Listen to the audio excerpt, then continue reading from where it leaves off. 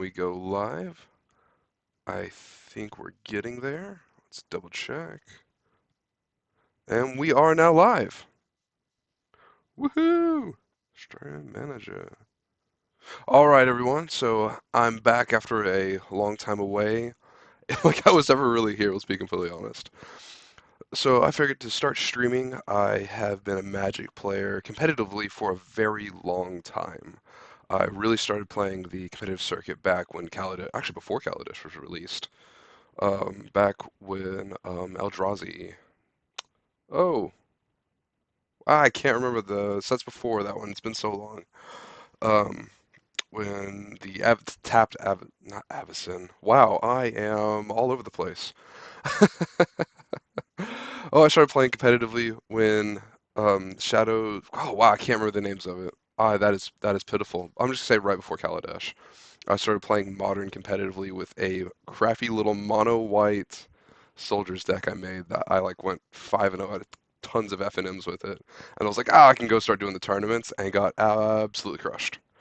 So then from there, I decided to kind of really pick up and actually start researching the decks. And the first deck that I got in the top 30 with was actually an MTG Goldfish deck, Solemnity. I loved it. It was one of my favorite decks that I played. And I actually have a version of it on here that'll probably end up popping out later. But I'm sorry, that was the second deck. As again, I'm all over the place. So the first deck I really went competitive with, and I got in the top 30, was actually a version of this deck that I'm playing right now, Black-White Aristocrats. And it's very, very similar actually to the modern deck that I created. The only real difference is the lands. And of course, it's been updated with everything that came out. So kind of just give everyone a quick overview of it. Is this one right here. And so I'll switch to a better view. So the main goal of this deck is to get out our sacrifice outlets and our kind of life stealing when something dies. So our main thing of the deck is we want a Zulaport Cutthroat, Cartil Aristocrat, Cruel Celebrant, or Bartholomew. We kind of want a combination of these as we on the battlefield. The more Cutthroats and Cruel Celebrants that we have, the better it is. The more damage we're going to be doing every time something dies. Now we've got our good sacrifice fodder. We got Garrison Cat, which counts as 2 bodies. So if we have like 2 of these out, that's 4 damage right there for 1 death. I'm sorry for for the death of the cat and the token. Which I'm sorry, I love cats, but you gotta go. Stitcher Supplier in here is because this is effectively a combo deck. So the goal is to get as many on the battlefield, and the best way to do that in such a removal-heavy meta is to use Rally the Ancestors. So this is a Rally the Ancestors deck. The modern one that I had a long time ago was the Convoke one that just brought them all back to the battlefield. I like this one more because it's instant speed, so I don't have to worry about doing it on my turn, making it countered. I just wait till they tap out, bring everything back, I win. So Stitcher Supplier is here to fill the graveyard for that. Fail Push is in here just because I need some form of removal, just so that way they don't just run away with the game in the first couple turns. After that, I've talked about my combo pieces. Priest of the Forgotten God is just kind of one of those shocking surprise sleeper hits in this deck. So I get so many bodies from the battlefield as it is. This fills the graveyard with the bodies that go from the battlefield, gives me more mana, drops me a card, deals 2 damage to them, and if I have a Cruel Celebrant or Zulaport out, I'm doing damage on top of that. So it's just a really good way to slowly grind them down while getting card advantage while filling the graveyard and doing everything that I want to do. Then we kind of went over the combo pieces, Rally the Ancestors, bring everything back, 1 big turn, bam, I win. So Grim Horuspix? Not sure how to say that word, being completely honest. This is in here for card advantage. This is a mainly free-to-play account. I think I dropped $50 back when it first started, and I haven't spent a penny since. So I try to do that to make some of these decks more accessible to see what the free-to-play is like, and also I am super cheap. I don't want to spend the money. I want to see what I can do with what I have. So I like doing that because I think breeds creativity. And so when you kind of limit yourself, you got to think outside the box. So that's why there's only 1 of these, and there's 2 of these, because this does the exact same thing, but this one pings me for 1, this one doesn't. I'm tempted just to pull it out and put in another Midnight Reaper because I'm the kind of guy I want them all to look the same. And then Aetherios has been awesome. If you can get him down, when you're sacrificing the stuff, they're taking an extra 3 damage, or you just put it right back in your hand. And everything is so cheap. What you can do is, if you get them down to lower health, and let's say you only have a Cartel Aristocrat and a Garrison Cat out, all of a sudden you're flooding the board with tokens. Your Cartel Aristocrat has protection from every color, and it's, I don't know, and they're either that or they're taking 3 damage. It's not good enough to have more than 1 copy, but it's good enough to warrant that copy and like almost essentially never pull it out. And then we have the mana base. Making creatures, planes, you need them. Card advantage, you need it. Swamps, you need it. Dual lands. The fortress is in here. Swing in and get a couple extra hits. So for the sideboard, I'm kind of going through that now. It's actually going to be easier to look at over here. So if we switch back over to the sideboard, we have Thoughtseize for control decks. Lauren of the Third Path to kind of get rid of any graveyard hate that's going to be enchantment or artifact based. I mean, that stuff just shuts us down. Leyline of the Void, we're done. Rest in peace, we're done. I mean, we can try to get through with some of the other stuff, but those are just completely wiping out the deck. Leyline of the Void for our own graveyard hate. I know there is other out there that cost mana. I'm an old school modern player. This is just what I prefer. More Thoughtseizes. Grand Abolisher to take down any...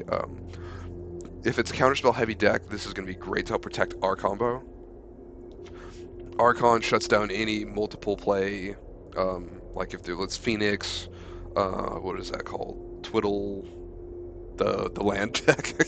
I've been out of the game for a long time, and I'm just now coming back, and I'm trying to find my love for Magic again, and I figured streaming and kind of just having fun with it is going to do that. So I'm not sure of the meta. It's been a while since I've really got into this. Back when I played Arena a lot, I was hitting the Mythic every single season, and now I'm just kind of here. But so, and I kind of gave up on the competitive scene because I used to really love playing Magic. I don't want to bring that back into it. And let me move myself so I'm not like covering up the sideboard. So anyways, so we have Archon here to take down Phoenix or any other multiple casting decks. Kaya is here because I think this card is super underrated. I still love it. There's so many 1-drops you can just get rid of. Llanowar Elves, the I'm playing Explorer, so no, we don't have to worry about the monkey. But any other of those just annoying 1-drops, she gets rid of it. She's also good graveyard hate while gaining life out of it. And then we have Dusk and Dawn. All of our creatures are weaker than 3, so all of our creatures, it's a one-sided board wipe. So all of our creatures survive, their all creatures die.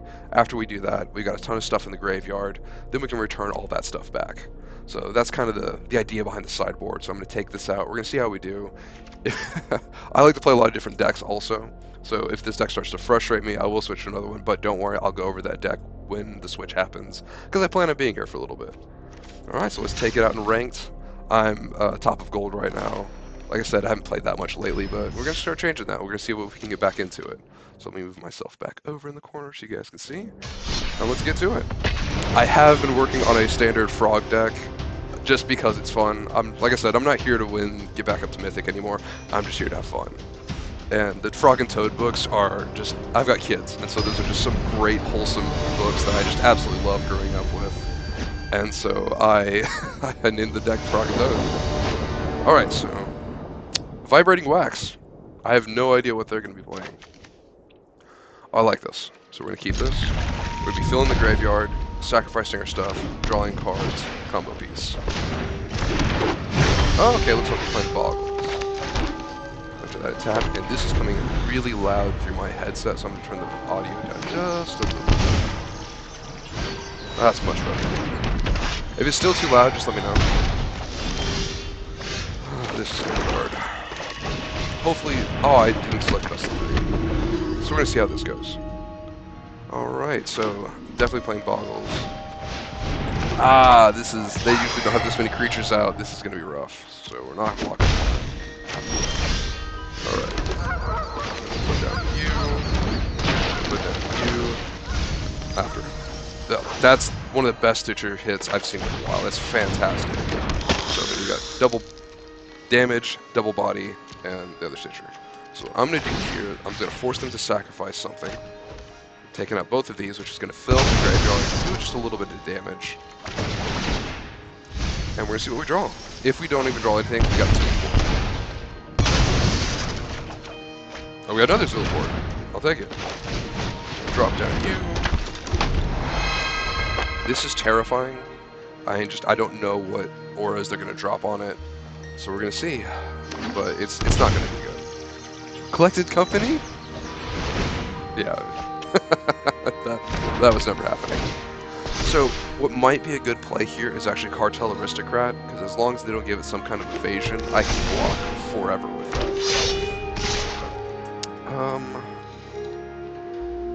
I'm gonna block here. I mean, we do want to keep our life level as high as we can for now, just because out of nowhere I feel like they're gonna drop a ton on there and just kill us.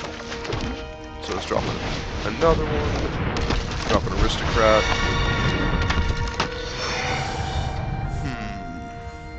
Yeah, you know what? I'm gonna go for it. So it's risky. It really is. I'm slowly whittling away their line.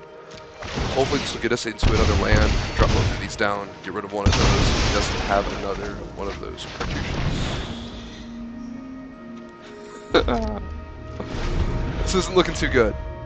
Our best bet is going to be if we draw that Rally of the Ancestors. God, Vibrating Wax. Why would that's such a? I don't like that. It feels grody. Oh, I don't like that at all. Oh, I don't like that either. Oh, that's so bad. Okay. Oh man, I don't like that at all. Alright. This gives us a couple of recalls. Hopefully, so they didn't play anything last turn. I don't know if they're trying to just hold stuff back. We won! Hopefully it was like just a handful of lands. I'll take it. I don't feel like that was earned, but we'll take it. Oh, it feels... winning like that feels so weird. It's like, yeah, you won, but... because they couldn't do anything. Alright. So let's hop back into it, but this time we're going to do best of 3, because that's what I like. If you guys want to see something else, just let me know. Alright, best of 3. And we're going to go back over to Explorer. Let's do it. I love to brew decks, also. That's why I've got, like, it says 1,000 something. I will literally just sit there and I'll just make decks. An idea will pop in my mind, I'll be like, hey, let's see if that works. And I'll run it, get absolutely crushed, and then be super mad, be like, oh, this deck sucks, I'm not playing this ever again. And I'll forget that I made a deck that does that, and then I'll remake it again like a week later. Alright, so I'm not keeping this. Tap lands, no black source. Ooh, I like this a lot. So I'm actually going to put in the land to the bottom. So there's one really nice thing about this deck in particular, is everything's got a very low cost to it, so that I can hit with Rally the Ancestors. So I can keep these 2 landers like this. Oh, that's gotta die.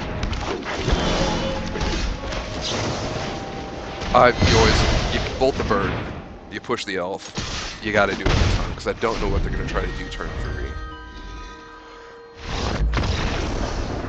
Okay, we'll take it. I have no idea what they're playing. None at all.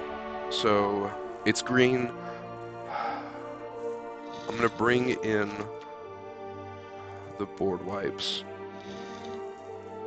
Stitches? Okay, so we're going to go through this. Fantastic combo piece, but I don't know if I need all 4 of them, so I'm going to pull 1 out.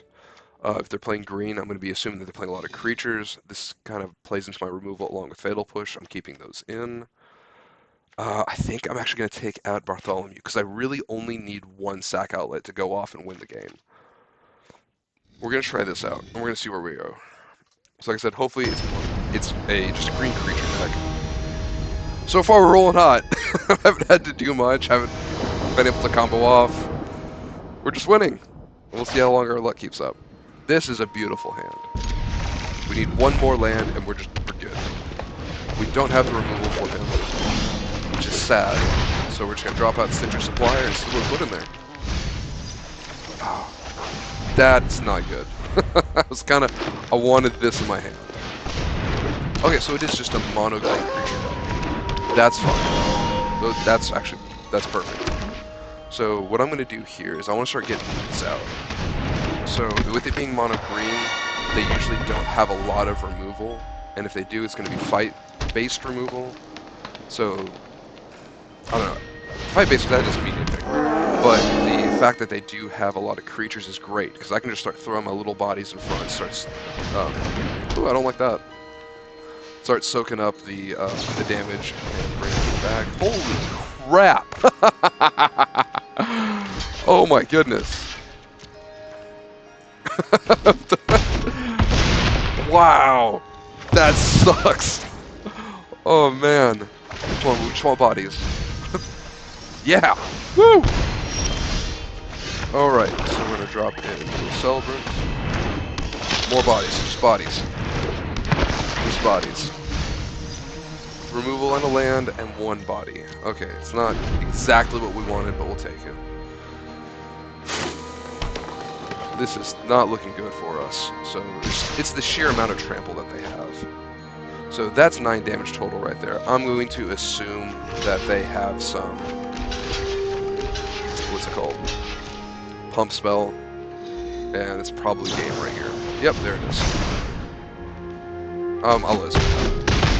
So that's what they're doing. That was beautiful on their part. Sideboarded correctly. There was just nothing we could do. Alright. Do we change anything? I don't think we do. Because, I mean, Grand Abolisher's not going to do anything. Archon, they're not really doing anything. I mean, by the turn 3, they're going to have out what they need out. I don't see them bringing in any Graveyard Hate. I don't want to shred their hand. No more Graveyard Hate.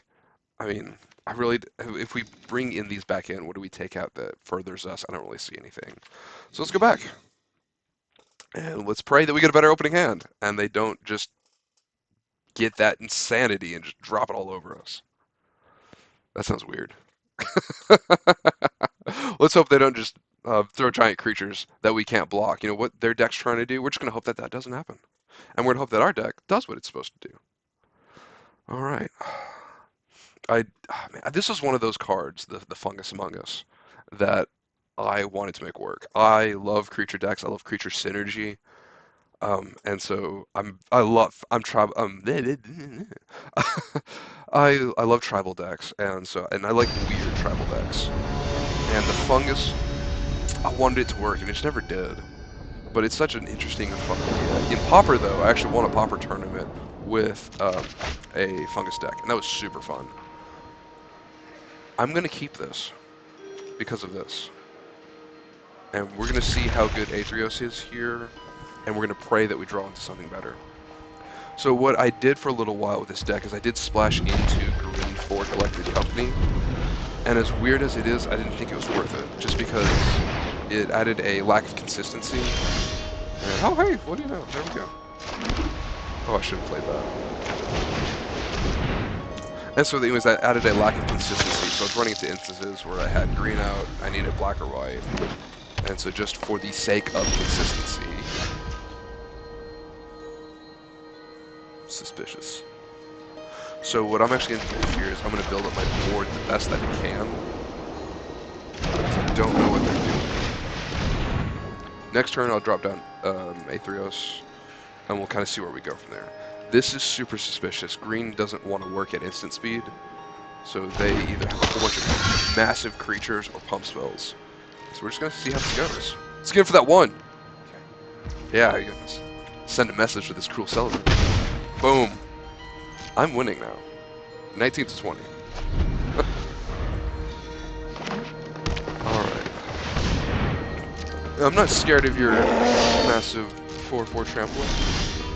Just a little bit. Okay. I don't know why I did that. I wanted to give them the edge. You know, I'm playing with handicap here.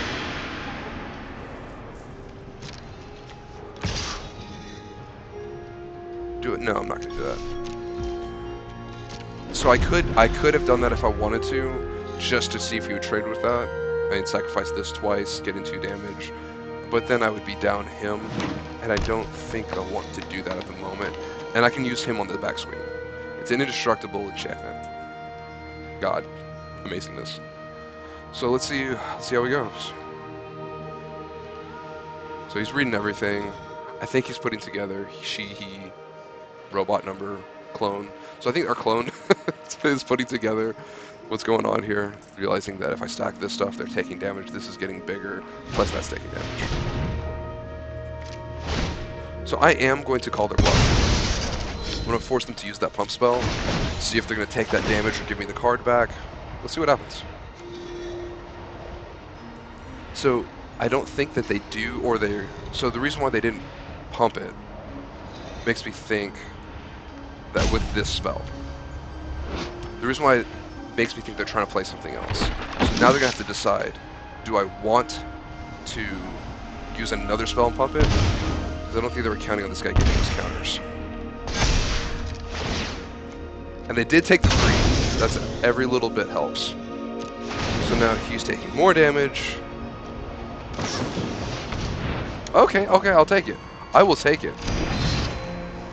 So that's another spell out of their hand. We are winning the card advantage.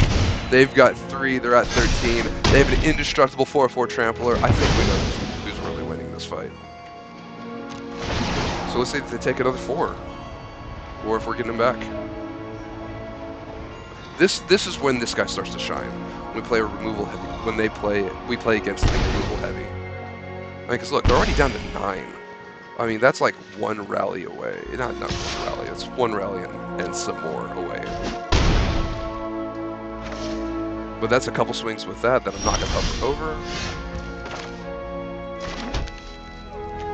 I want to play that next turn. I want to get in as much damage as I possibly can. Okay. No! No!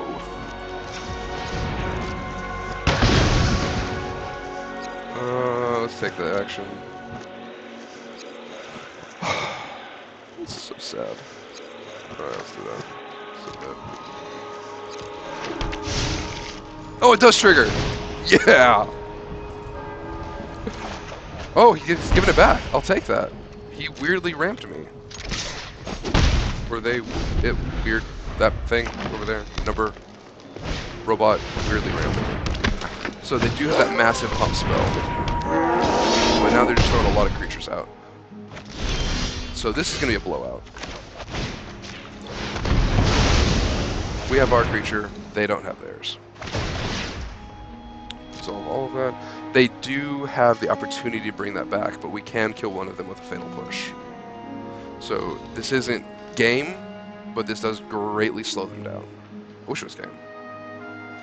And this also does let us use Dawn, and we can get these guys back, which will severely help us. And it's really close to winning the game. So what we can do damage-wise is we can do 2, 4. That's scary. That's really scary. I can't block that. I haven't seen Questing Beasts and Explorer in so long. Alright, my turn. Okay. Is that game? No. But can it be? Yes. Alright.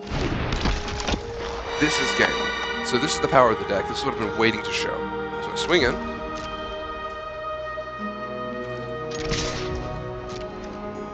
So this... I love combo decks. Love it. And he's going to probably get the Magnos. If not, it just makes it that much easier. Oh no! So we control here. I messed up. That was on me. Alright. So that brings him down to 4. 1, 2, 3. That's not enough. That was on me. That was on me. This does happen every now and then. I completely forgot. That was 100% on me. But what I can do is I will slow them down. Because I don't want to get that massive pump spell. I can't believe I did that. Well, I didn't really do anything. I just kind of miscounted it. We're still winning here. I mean, this is still a win for us, 100%. They just don't know it.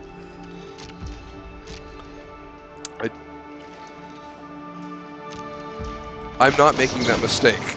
I almost did. I'm a little rusty, as you guys can see. I haven't played Magic in so long. But we're still winning. This deck is stupid proof.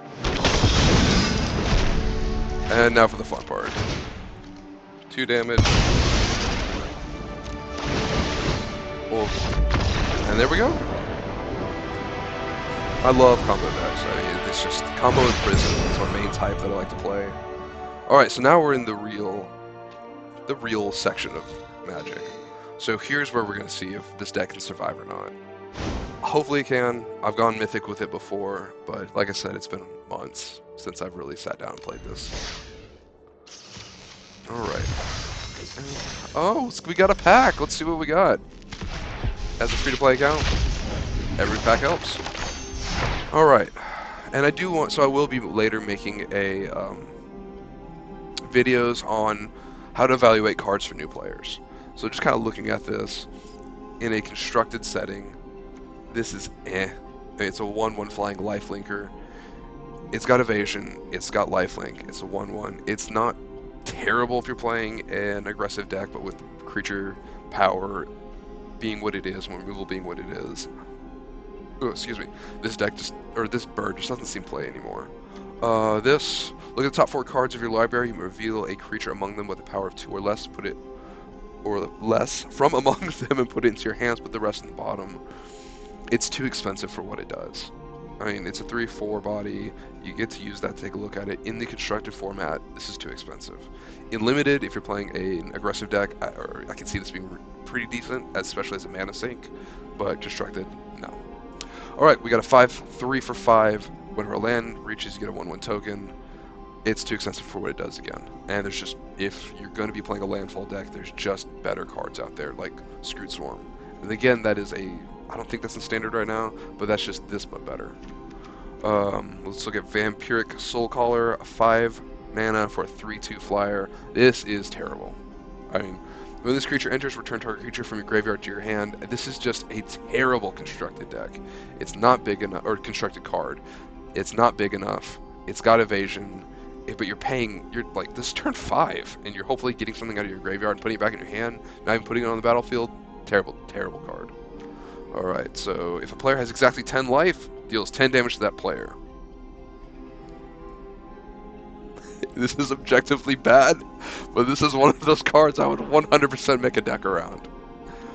Alright, when this creature dies, create a 1/1 green insect token with flying. I like this. I like this a lot. This is better than Garrison Cat. The fact that it creates a flying token is fantastic. Doom Traveler is one of my favorite cards, and that's in white. So this gives black access to that. I am putting this in my deck. I didn't know this was a card. As you can see, it's not my first. So I naturally read all the cards that I get like I do right here. I mean, this is just every time. Alright, let's take a look at a rare. Abysmal Harvester. Alright, we tap it and we exile target creature from a graveyard that was put there this turn. Create a token that's a copy of it, except it's a nightmare in addition to other types, then exile all other nightmare tokens you control.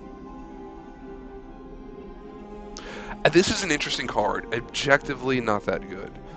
Fun-wise, I would do something with it.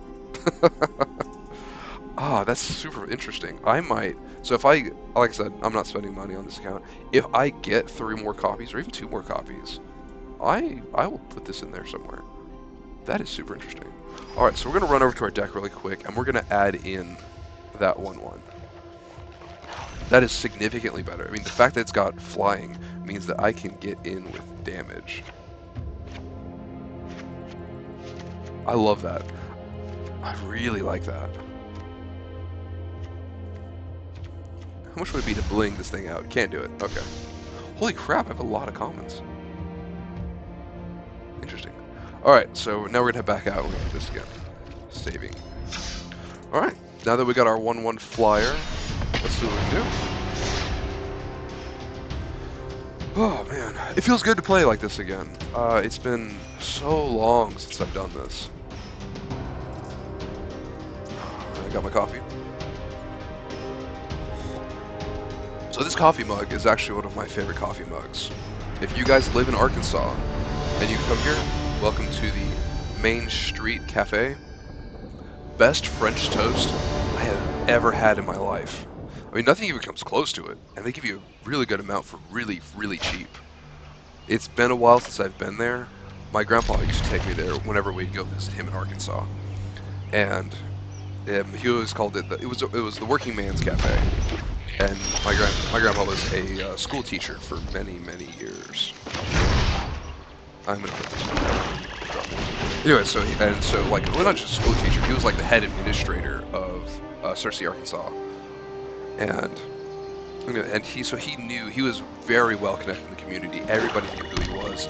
Also, he's like the guy that you strive to be. So not only did everyone know who he was, but he's the kind of guy that you want to be when you grow up. And all of that to say, he would take us there every single time that we went to Arkansas, and they have the best breakfast that you can possibly ask for. And so he passed away, unfortunately, a couple of years ago. And so we took the entire family, I'm talking everybody, to that cafe. I think there was like 25 or 30 of us. There's a ton of people in this cafe, and they completely like cut off half the restaurant. And we all bought a mug. So that way, every time I drink this, we think of Granddad. So it's a very special mug to me. I collect coffee mugs, and this is the one that I absolutely love. Alright, so what I'm doing here is I am going to be dropping in Cool Celebrant. This thing's blocking me right now, so I want to get rid of it. And I do have a play I can do from this. So they're taking 2, or actually getting rid of that, which does put something back in their hand. Probably this, or this. I'm not terribly worried about that at the moment.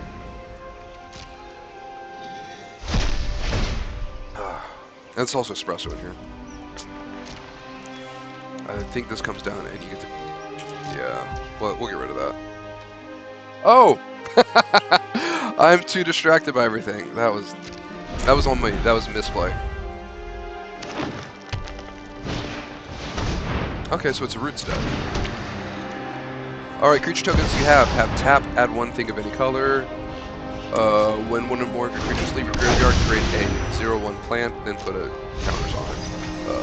Then put 1/1 counters on it. Then put a 1/1 counter on it for each plant you control. Here's the first one. I don't want them to cast spells into that right now. It is a mana dork. Yes. Drop in this. Drop in this. We don't know what we're drawing. Next to combat, swing with you. Crack it. You. And that's also kind of the power of being able to get a token after something dies with this particular creature. So not only is it a 1/1 flyer that I can attack with, it gives me another body that I can sack whenever I do something like this. So we're slowly working him down. We're not near the rally yet. We still need our sack outlet. I mean, I really want Viscera Seer. That was in the modern deck. I don't see that coming here. You never know! Alright, so he's putting that back in his hand. He gets to play that. So I'm assuming he'll sacrifice that whenever we make him sack, which I'm doing. You are sacrificing something. Well, we are flooding out. I don't like that very much. So this deck should have 22 lands. I'm gonna have to go back and double check on that, but we'll see. We'll see where it goes. All right, what are you gonna do? There it is. And that's exactly what I'm doing. Yes. Okay. Perfect.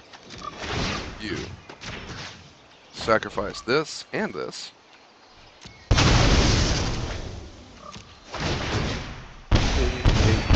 More damage. That goes away, and then that goes away, because I don't want him to be able to Amon. I don't want Amon to be able to cast his creatures cheaper. Yes, this is going to give him mana, but this is giving everything essentially 1 free mana. Bye-bye. Oh, we got double push! I'm using that. Kaboom! Kaboom! And I am going to be drawing a card with that, so I will be putting it down. I will be drawing a card, because I need something. Oh. Yes! We're getting there. We're getting there. Best case scenario, I draw another sack outlet. Not another sack outlet. Another Zulaport, Cruel Celebrant, something like that. Alright.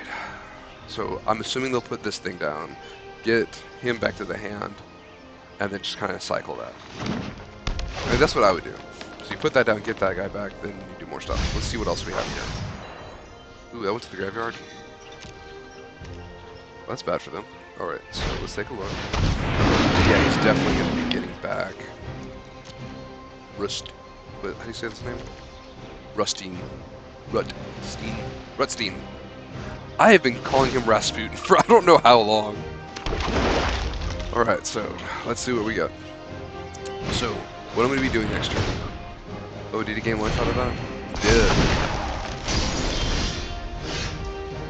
did. Beautiful.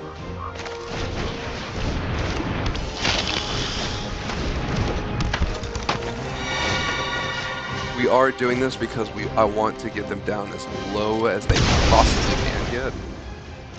And this might be game right. Oh, this is game. We did it. Yeah. All right. I like to move around fairly. I bet that wreaks havoc for everybody watching. All right, so this is good. We got to game 1. We're bringing in Leyline of the Void. Do I bring in Kaya? I do. That gets rid of the plants. Now, what do we take out? That was so good. Like, the flying insect with the priest was so good. I'm going to go down 1 Bartholomew. I'm going to run it like that. No. Oh, this is the hardest part, is taking stuff out. Stitcher Supplier fills the graveyard. I think we have got to go down 1 Cruel, and 1 Midnight Reaper, and 1 more. Oh. Oh, I hate this. Okay, so I'm going to go down a push. That feels wrong to me. I don't like taking out the pushes, but I don't really have anything else that I want to cut at the moment for that. Oh, this is the hardest part about sideboarding. Sideboarding is the hardest thing to do. This is terrible. Oh, this is so bad. Oh, they played the Beseiju. Oh, that must have been a misplay on their part. Oh, that could have gotten rid of it. Oh, I love it. Yes. Now we just need to draw nothing but gas. Nothing but gas. Oh, these are terrible draws for me. What do we get rid of? Vein Ripper and Liliana. Okay, they're playing Reanimation along with it. Why would you get rid of both of those? Unless they need mana or they're looking for that enchantment 8 that they threw onto the battlefield. Oh, this is beautiful. I love this. I love this. All right. All right, what are we doing? Are we thinking? Are we in the tank? And that's really so. One of my favorite things about Magic, beside the actual game itself, is the artwork. The only other thing that's left that there is. But some of this artwork is gorgeous. This is awesome. This is beautiful. I mean, like even this, which okay, I'm not gonna go with that. I actually don't like this. It looks a little cartoony. Proportions are off. I don't like that very much. But like that's sick. The color palette, the actual artistry itself, like this is this is art. This is beautiful. And we drew a land. Thank God they quit. And then we have this. This is amazing. You have the God of Death with faces in it coming out of death, I'm assuming itself. The clouds and the mist rolling through. The fact that it's like this weird holographic move of it makes it look so much cooler. And the scale of this guy, look at that.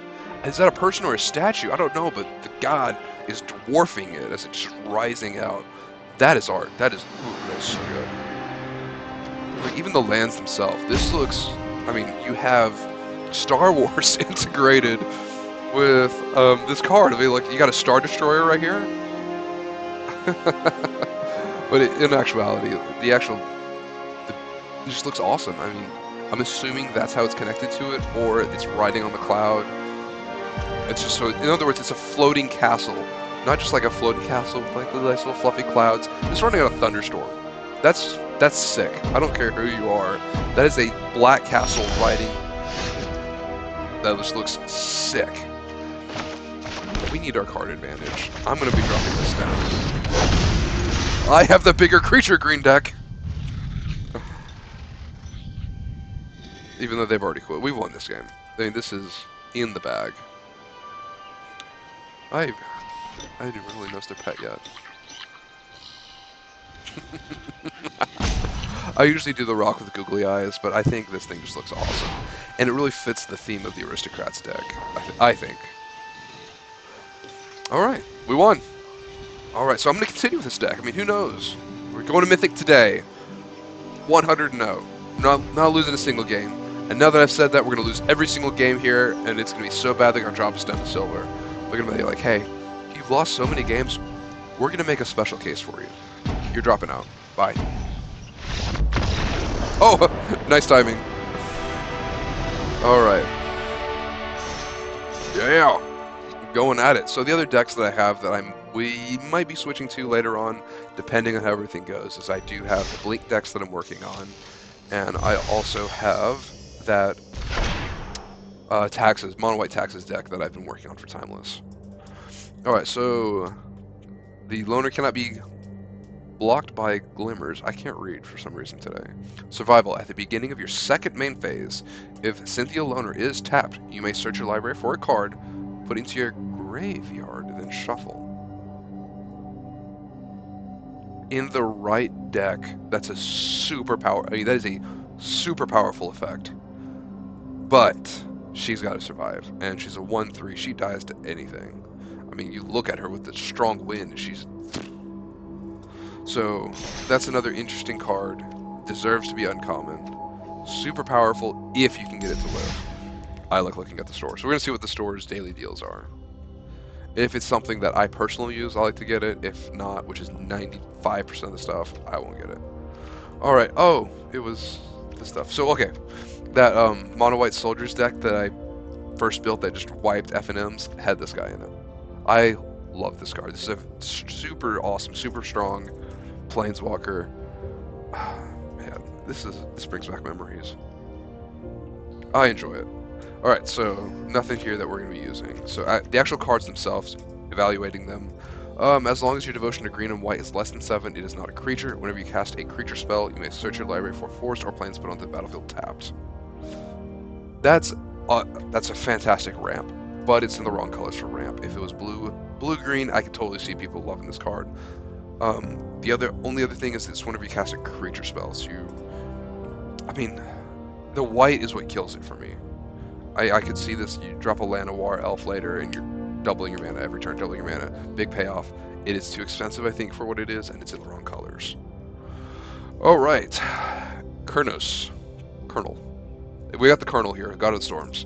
As long as your devotion to blue and red is less than 7, Colonel is not a creature. Reveal the first card you draw on each of your turns. Whenever you reveal a land card this way, draw a card. Whenever you reveal a non-land card, Colonel deals 3 damage to any target. I like it. Super powerful effect. Too expensive. It gives you a redraw or damage. It's just I don't want to take turn 5 off to do this. All right, Planeswalker, Kiora, the Crashing Wave. +1 until your next turn. Prevent all damage that would be dealt to and dealt by target permanent your opponent controls. 4 mana to lock down 1 creature. Not very good. All right, -1. Draw a card. You may play an additional land this turn. I do like that. That's good. You get an emblem that says, at the beginning of your end step, create a 9/9 blue Kraken. Holy crap, that's strong. Problem is, it's got 2 loyalty. Yeah, 3 or 4, I could actually see this being a pretty good card. 2 loyalty, that's awful. Especially on turn 4, that thing doesn't protect itself well. I personally don't like that. Kozilek's Return. Deals 2 damage to each creature. Whenever you cast an Eldrazi, it's also devoid. Whenever you cast an Eldrazi spell with mana value 7 or greater, you may exile Kozilek's Return from your graveyard. If you do, it deals 5 damage to each creature. I hate this card. This card wiped the floor with me so many times at so many tournaments. Back when I was really playing Aristocrat Modern, and especially in the tournament scene. This card was the bane of my existence. I hate this card. So no, you should not buy this card. Stupid. All right. In all actuality, it's very good. I like it. It's gotten weaker with the amount of board wipes that are now accessible to everybody, and on Arena without having the Tron lands, I don't know, because Tron usually wants to go with green or blue, and there's no Tron lands on Arena, so you're gonna play regular Eldrazi, and I don't know how regular Eldrazi wants to do red, but I hate that card. Anyways, this one. As long as your devotion to green and blue is less than 7, Cruffix. That's the word we're looking for. Cruffix isn't a creature. You have no maximum hand size.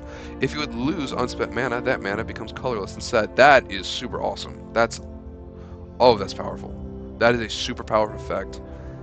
But again, it being 2 colors kills it. This is just, was it Wilderness Reclamation? The one that lets you just untap all your stuff twice. This is just that, but worse. I think this is fantastic. I'm biased, 100% biased towards it.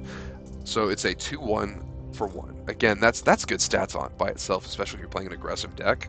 At the end of combat, if Kython, hero of, I'm going to butcher every single word that comes out of my mouth when it comes to this stuff, so just expect it. Alright, hero of Arcros, and at least 2 other creatures attack this turn. Exile Kython? Then return him to the battlefield, transform under his owner's control. Or you can pay 3, 2 colorless, and a white, and he gains indestructible until end of turn. So I love this.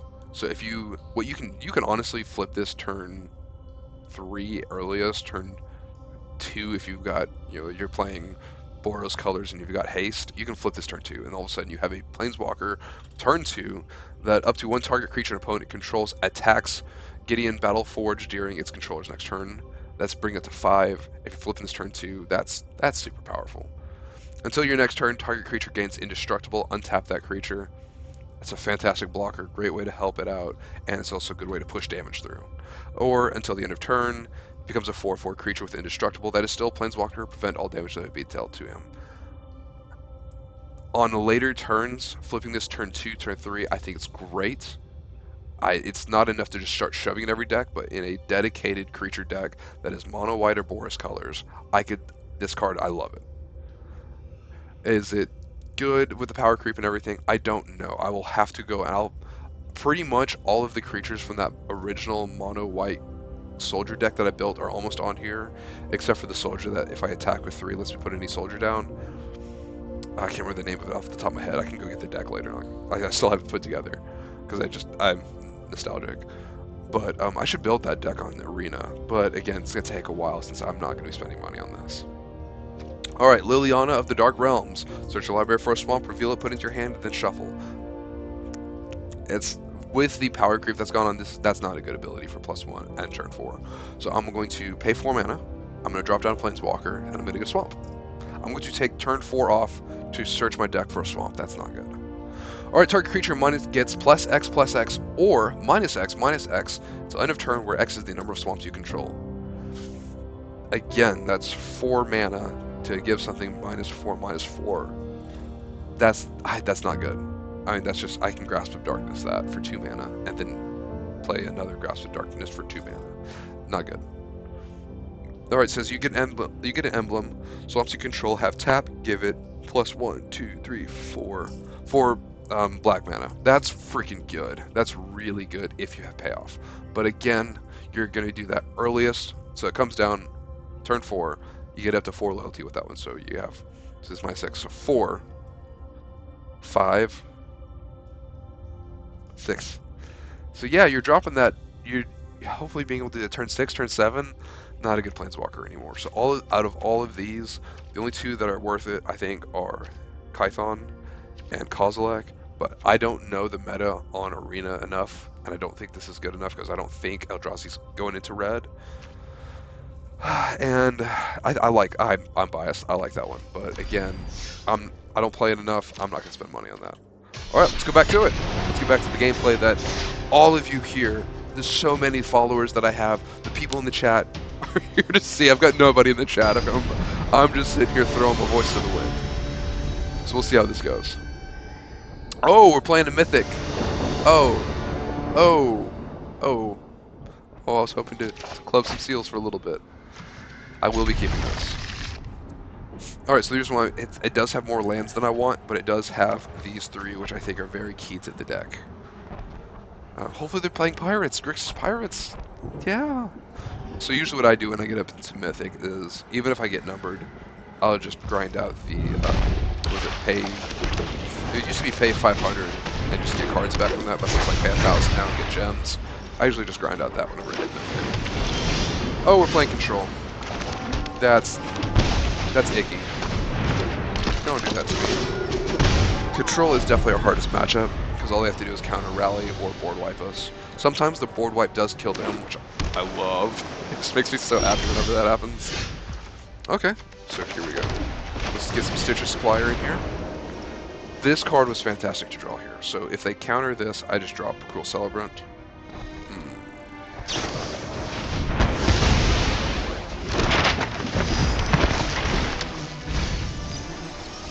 Oh, there's my rally! Jerk. Alright. We got some board wipe protection down, but they're going to be playing a lot of removal here. This is going to be an uphill fight. The only chance that we have is if we draw a rally.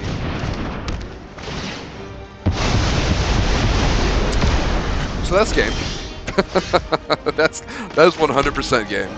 I'll play it out. Who knows, maybe we can come back from that.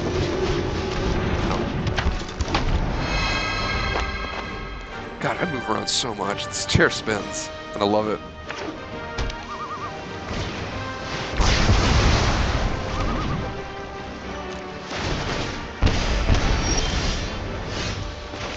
We're so done here.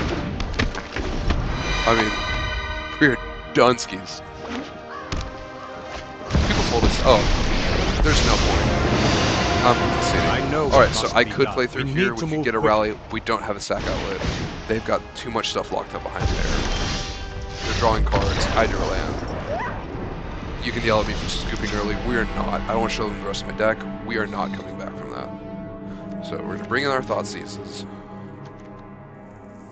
I am going to bring in two of you. So what I'm going to be doing here, this is fantastic board wipe protection. They're not going to be playing stuff to get hit by that.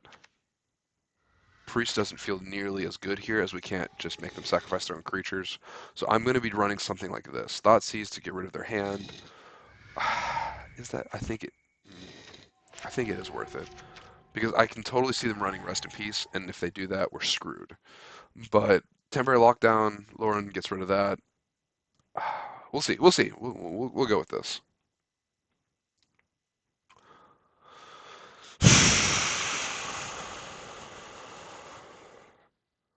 I don't know. I'm so nervous. I don't feel like this is gonna be good. All right, we're still going. We're still going.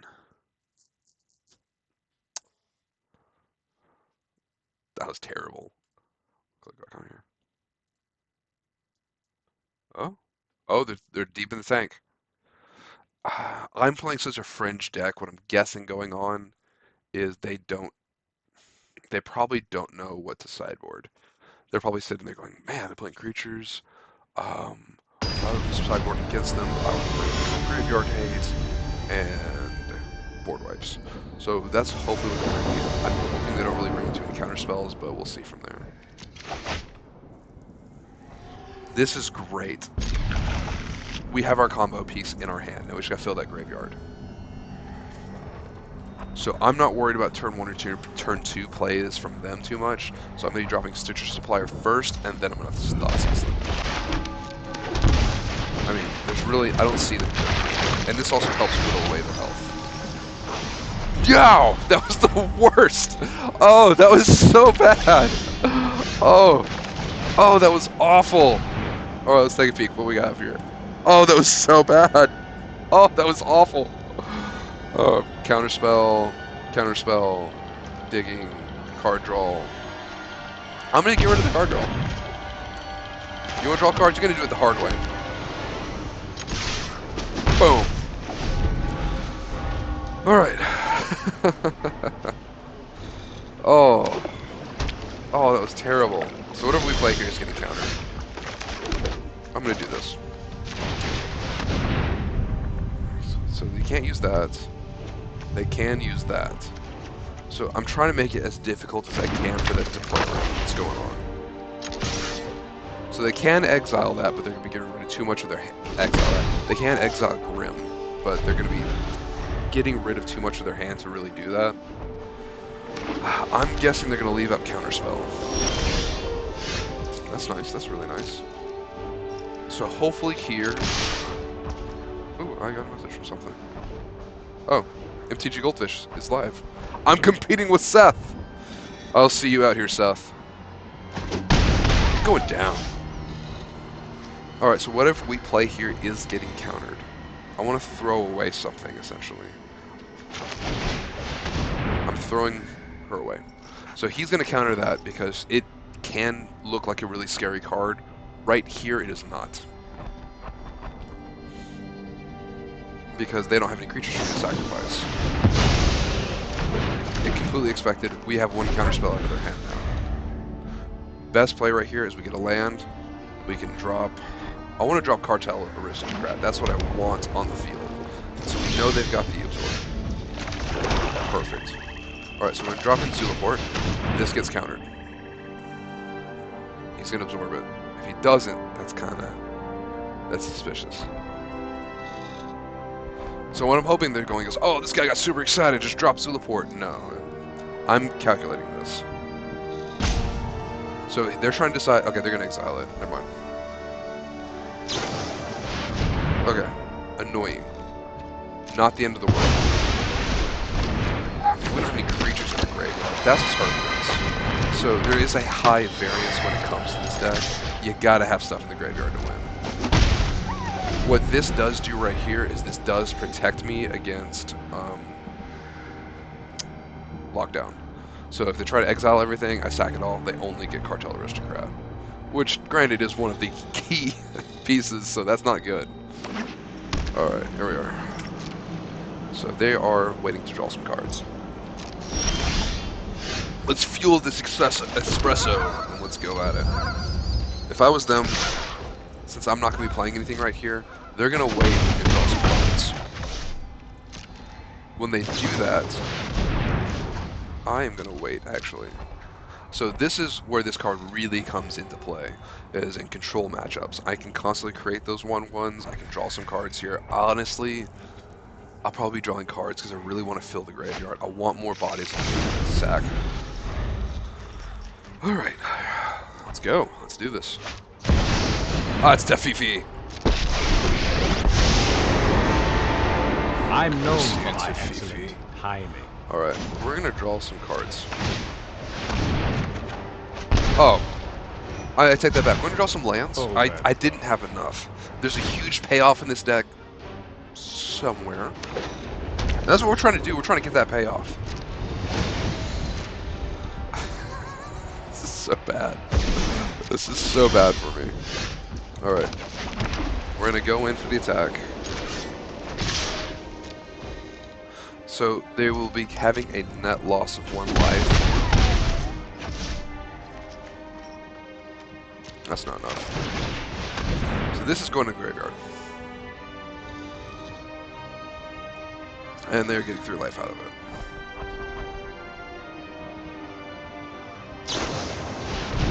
Called it. So now what I can do here, let's take a look. So that's 1, 2, 3, 4. That was my chance to do it. I should have taken it. I'm playing safe though. You know what? I'm not done. A board wipe would be wonderful, honestly. I want them to board wipe. I don't want that. Alright, so what we're doing here, I'll lock that up. Yeah, that's harsh.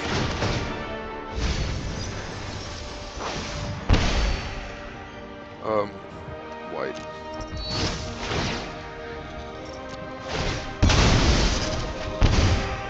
Blue. Best case scenario, they try to draw something. They won't, though. I wouldn't. Oh my god, tap out.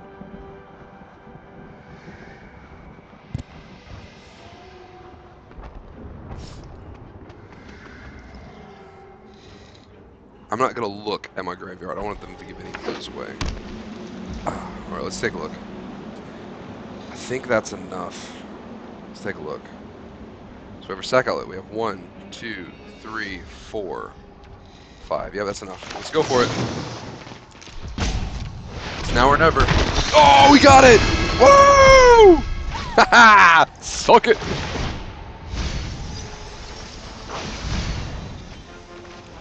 We got it! Oh, it feels so good. I love winning against control. Oh yeah! Oh, take it! Take it, Tafifi. Fill our graveyard some more. I'm gonna show you the rest of my deck. They didn't have it. Go! Oh yeah, it felt good. Now we've shown our hand, we're totally screwed. Oh, that felt good. Oh, that felt good. Yeah! I hate playing against control. I do. I make so much jank. It is so hard to win against control. Alright, so if I was them, I'd be bringing in more board wipes. Definitely some graveyard hate. Holding up those counter spells. Oh, I mean, I don't have anything else I can change from my part. So we're just going to see how this goes. Oh, we're just... I'm my head. I'm just like, oh, we're screwed. We're not making this, but we can't. We can't. We got one game out of it. We just got to get another one out. All right, let's see what we got. Maybe they'll let us go first. It's happened before. 100% misclick I'm betting, but it's happened before. Oh man. Let's see what we get. Okay, this isn't bad. I like this. This is pretty much what we got last game.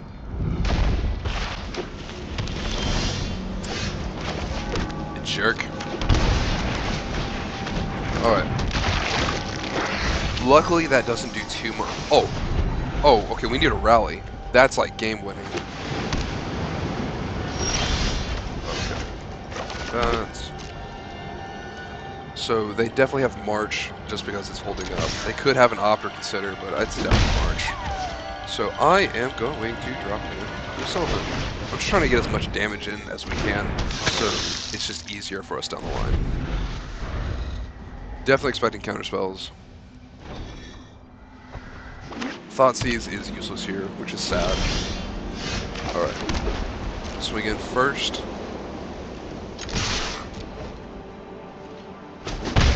I actually am going to be dropping in Priest here, which I expect to get counterspelled. If not, it's alright. Temporary Lockdown is going to come down and just ruin my day. I can feel it.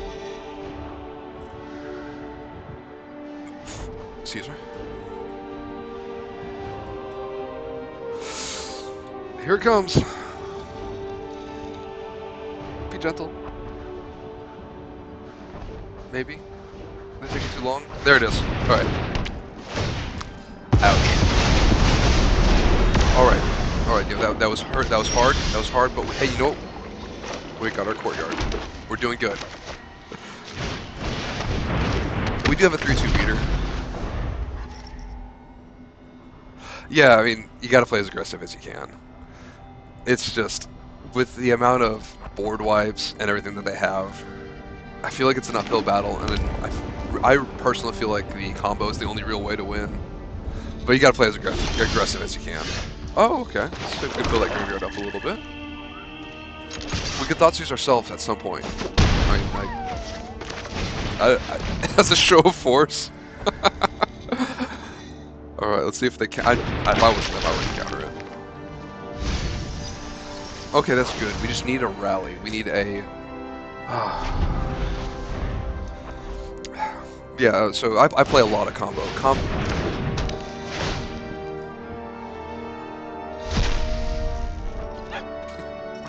We're out. There's nothing we can do now. I'll continue through it. but this is game. Man, that was hard. I like combo because it's just you win out of nowhere, but they have completely shut down my combo. One board wipe and we're out. I do want to keep this alive, so that if they do targeted removal...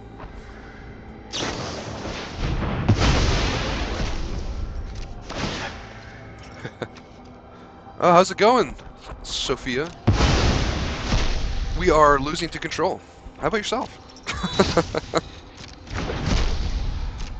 Oh, man. It's a losing match, but we're still going to stick it out. We're going to see as far... We're going to see until they get the board wipe.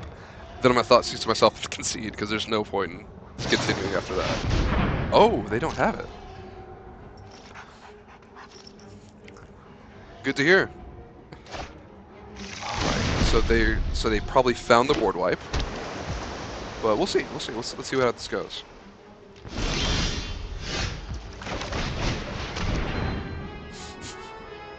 Maybe they help only targeted removal. How is it going in your stream today? It's going well. I'm just doing this for fun. I've got a viewer in here, so I'm doing well. I'm just enjoying myself.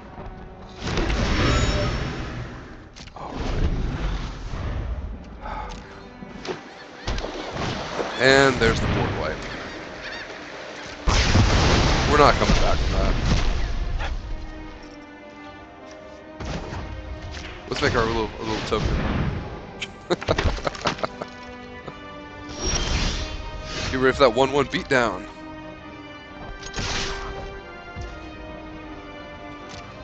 Thank you. I actually got these from an old tech job that I worked. And they became obsolete whenever they throw the equipment away. I would always ask, "Hey, can I keep that?" So they're like, "Oh yeah, sure." Sometimes it perks working tech. You get all the old stuff. All right, so they're on their own beatdown plan. So let's see if the land or the tokens can win. Right. Well, thank you.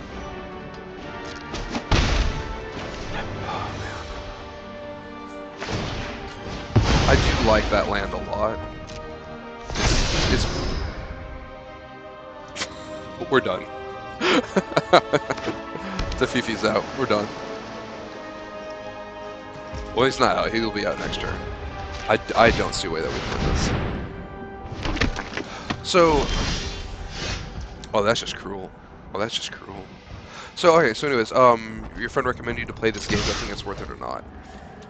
It depends what you want to get out of it. So I've been playing Magic itself for ever. I think since 7th edition. I went competitive for many years. I did really well, and I enjoyed it. Right on schedule. So if you're gonna drop money into it, that's a very loaded question. I mean, I'm trying to get my thoughts on this one. So do I think it's worth it? For me, it's been worth it, but don't fall into the trap of competitive. So in a lot of video games nowadays, everybody's like, oh, I've got to be the top, oh, I've got to be the best. And when you fall into that trap, and I did for a long time, it's not nearly as fun as it used to be.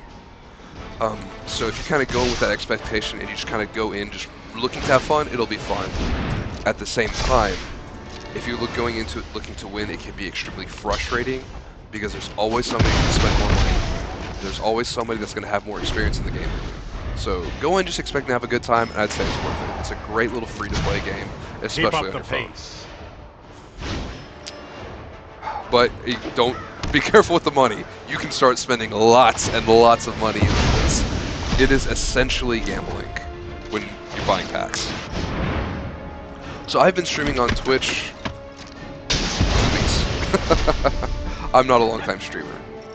They're gonna fix the top of the deck with those maps. Yeah, they are. This is a game. I've lost this game. The moment they drop a board wipe right here, we're done. Like, we're out. I honestly don't even know why I'm continuing, especially now that they destroyed my land.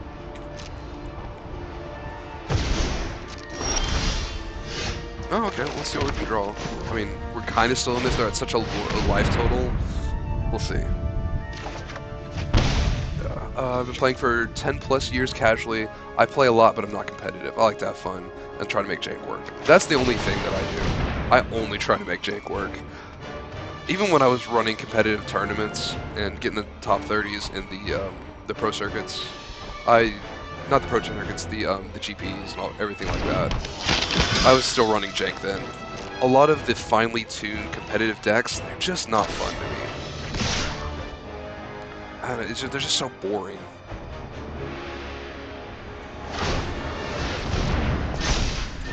Oh, here we go. And I'm assuming that they're going to exile this. Oh! Oh, we're so done. Alright, I'm out. You can ask me anything. I'm an open book. I have nothing to hide.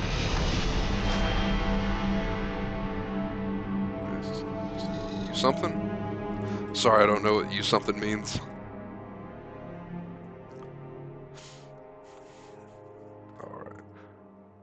Alright, so we lost that one. We're going to go back at it. So far, we're 2-1. So let's keep going. Right back at it. Yeah, you can ask me anything. If I can't answer, I'll say I can't answer. If I can't answer, I will answer.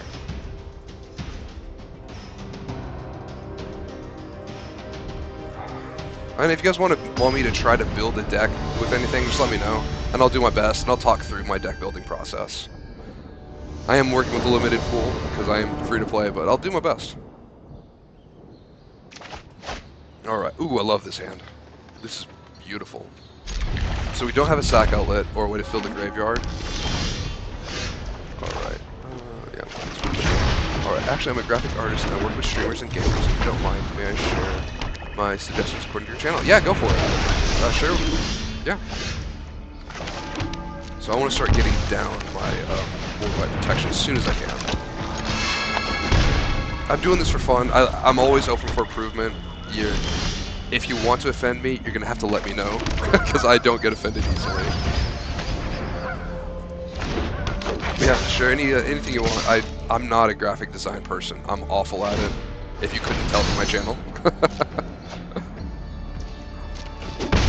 Damage, and then I am going to start with the sack outlet. I just want to be able to protect my stuff against... The thought here is to protect my stuff against what they're playing.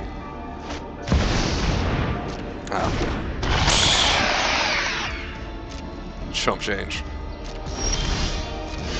Alright.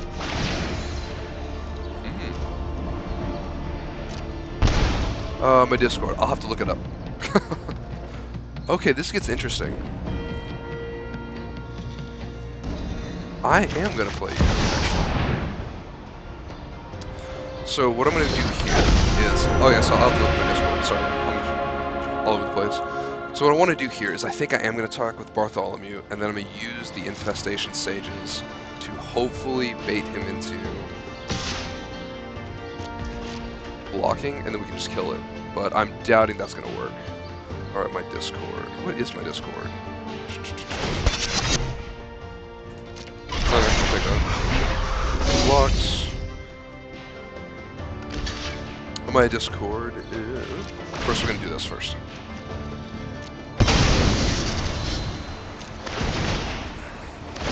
Alright, so then...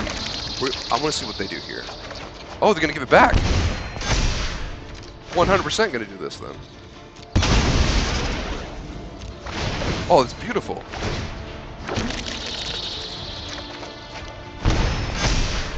I want to kill that, so I'm going to do this. We're going to get into some decent damage here.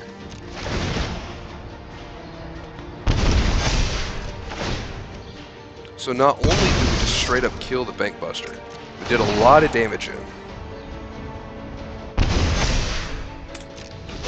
Oh, that was beautiful. And we have something bigger than that. Alright. I'm old. That's what I'm guessing. They gotta have another one. They gotta have another way to get some card draw. So my Discord is Slater the OK. I don't have another sack outlet, but I do have Rally the Ancestors.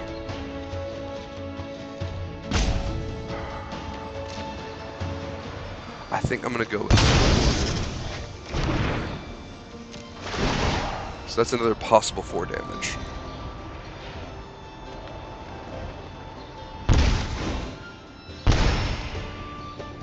Okay.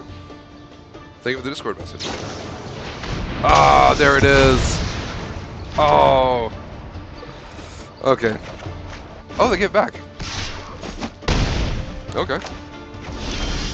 Roll. Yes. All right. Let's pop down to you. And let's get right back to where we were.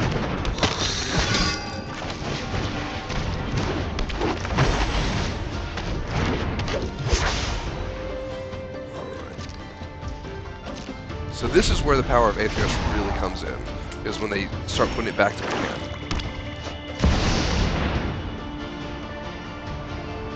Alright, I think I found you. I'm not going to say your name on stream, but I think this is...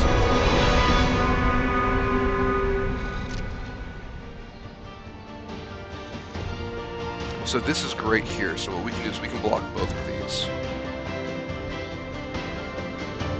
I am going to wait on sacking them to get that extra damage in, so if they do attack, I'll probably block one of them, but I'm not going to start sacking them until I get both the Cruel Celebrant and Zulaport down.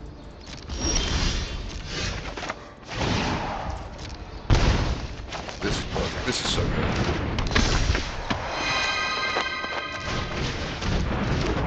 And we can start attacking with Aetherios. Love this. This is so good. This is exactly where we want to be. On top of that, if they wipe the board somehow, we rally and win. Okay. Boom. Oh, this is so good. This is exactly where we want to be. So I'm assuming they're going to attack with that. Attack for each opponent who can't use draw a card. Okay. Goodbye.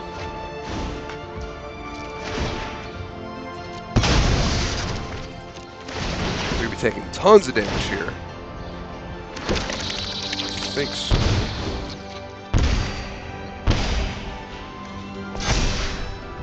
Oh, so they let that go to the graveyard.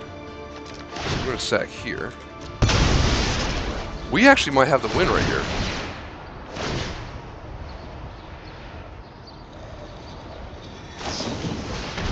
Okay. I think we have the win here. Yeah, so it's kind of, that's just icing on the cake. The main goal is to get a big board out, sacrifice everything that we can, and then do the damage, kind of like what I'm doing right now. So there's not really a loop involved with this one just yet, but this is a win. So kind of, I'll explain here in a second. We got the win. I think I accepted the friend request. If you send that to Slater the OK, I did accept a message request. Alright, so real quick, deck tech. So the goal of this deck is to sacrifice things using Bartholomew and Cartel Aristocrats with Zulaport Cutthroat. I'm sorry, I messed up. So the goal, yeah, let me collect my thoughts. So the goal of the deck is to sacrifice stuff using Bartholomew and Cartel Aristocrat with Cruel Celebrant and Zulaport Cutthroat out. These two creatures, whenever something dies, they lose a life, I gain a life. So if we have multiple of these guys out, we get multiple damage in. So with 2 Zulaports out and we sack Infestation Sage, that's 2 damage for the Sage, 2 damage for the creatures, that's 4 damage right there. So that's kind of like the main goal of the deck. Then we rally the ancestors, hopefully. So we try to get everything out on the board. We sack it all, do a ton of damage. We rally the ancestors, bring it all back, sack it all again, and hopefully that's worth 20 damage or however much damage that we get in there. So we were playing against a mono black deck with some larger creatures. I didn't see too much graveyard synergy, but they did have big creatures. So I am going to bring in Dusk. I'm going to take out Fatal Push since I didn't see anything too small. I didn't see enough of their deck to really see if we need anything else out. But yeah, so that's the main goal of the deck. Aetherios is just icing on the cake. If something dies, we can get it back, or they take 3 more damage, which is a lot. Midnight Reaper and Grim, that word, is our card advantage. Priest is card advantage, slow, grindy sack along with more damage.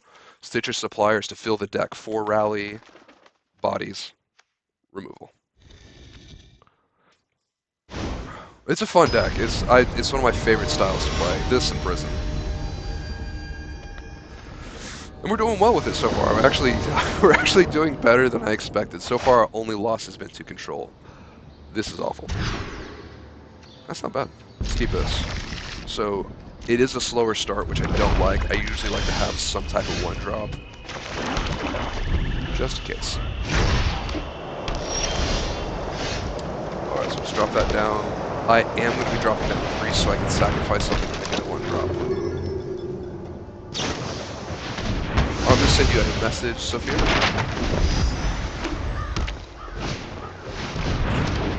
Alright, I sent the message back to whoever requested it. Alright, so that was sad. We lost our priest, but we're not over yet. So what I am going to do here is I'm going to drop Stitch. This is just anything. Yeah, permanent. Alright, perfect. I'm going to buff up the Stitch Supplier here. So we already have one of those in our hand. Put it in the graveyard. It's not a rally. And then we're going to kill Preacher. Alright, so this is beautiful. This is exactly what we want. Alright, so I tried to send you a message, Sophia, or whoever sent me a friend request recently, but it says it was not delivered. Alright, so that 2-2 beatdown with Stitcher Supplier, that's the way to go. My favorite format to play right now is honestly probably Timeless, just because it feels the closest to Modern when I really played Modern. Right, so I'm going to drop down Zulaport. I do enjoy Explorer. Explorer feels different enough from the other ones. I'm spreading out my counters. It's fun, but I think Timeless is going to be my favorite. Alright, let's get in with that attack. If we get a rally, we just win. Standard is... I've never been too fond of Standard. It's always been in this weird place of trying to be super powerful and not... I don't know, I'm not a Standard fan. We're gonna pump this Stitcher Supplier. But Timeless is definitely my favorite at the moment. I used to play Modern at a card shop that was quite literally across the street forever.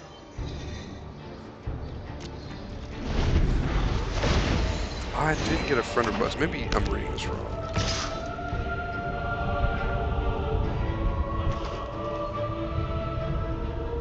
I'm just gonna take it.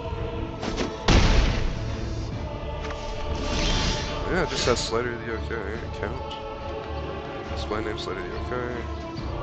I'm sorry, I'm not getting a friend request. Alright, I've been trying to keep up with Standard as a free-to-play player. Yeah, that's really hard to do, and that's kind of another thing that I don't like about Standard is so rotating that I feel like as soon as you get caught up, you're behind. So, like, and as free-to-play, I feel like it's better to focus on the more legacy formats than it is the formats like Standard, just because it rotates so quickly. And there's, as much as I hate it, and everybody else, and you're going to get flack for it, Mono Red is the way to go if you're going to try to build a competitive deck that you want to win with. For, just to kind of earn the gold so that you can build those fun decks. That's what I would suggest. Find a mono-colored one so that way you're not dropping the rares on the lands. And then once you get that good deck, start picking a fun deck. And there you go, mono red aggro. Yeah, and that actually is going to translate really well into some of the more legacy. It's just some of the more legacy stuff. Oh, not aggro. That's interesting. Oh, sorry, there's no AY. I am so sorry. So it's just Slater the OK with just the OK, not the AY. I gotta get it fixed. I'll fix that whenever I can. Big Red, which is not as popular. No, I'm not familiar with Big Red on that one. I don't play Standard at all, completely honestly.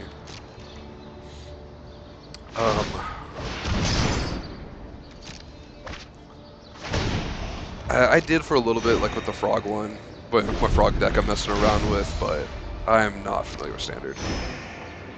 I just think these other formats are just so much more interesting to play. Man, they got a lot of bar draw going. That's scary.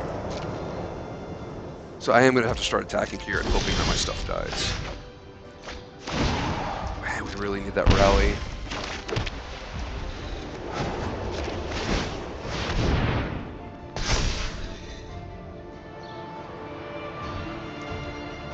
That's next to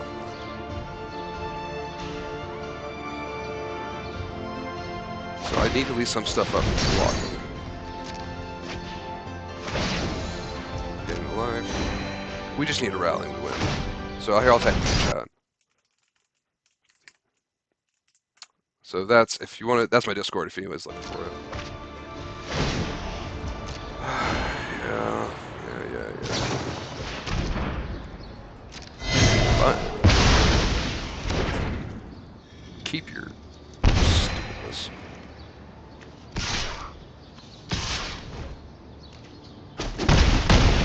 Ah, that hurts.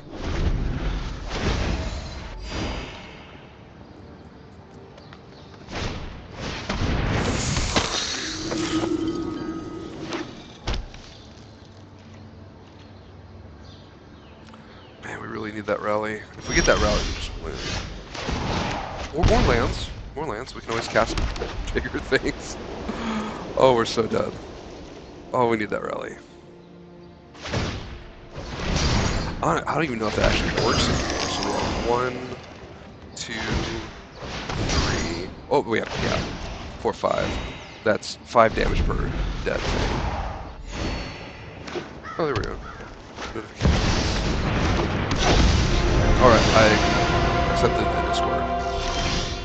Oh, we got it. Oh, wait, I didn't check this. We've got a sack outlet. Oh, wait, we do. We got it. Alright. That was close.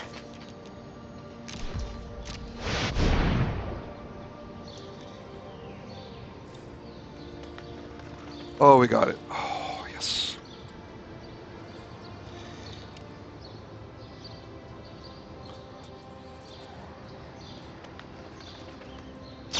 Go for it. Kill it. It'll come right back. Oh, that's so good. Alright, so now we just sack the entire board. So this is what this deck wants to do. And look, they're taking 5 per creature that's dead.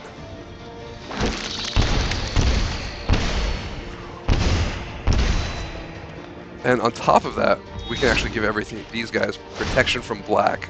So if I want to, I can swing in and get that extra 4 damage if this isn't enough. But it definitely is. I mean, even gaining that extra 4 life, this is just not enough for them. I like to usually let it run through. Oh, that was actually bad. I shouldn't have done that. Control.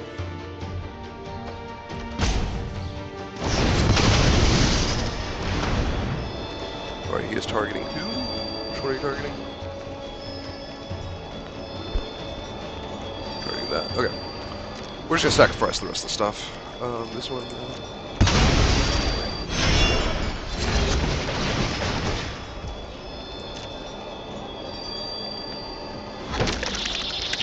And so I'm holding control right now, trying to make sure that I don't give them the chance to remove anything else. That's why I'm holding priority. So I'm going to go back until we get to that rider. I'm watching right over here. Let's grab you. Protection from black. Damage, damage, damage, damage, damage. Protection from white. And then let's go back to sacrificing the other stuff. And they don't have a chance to respond here, which is the best part of this. It takes a little bit of time, but we'll get there. And we win.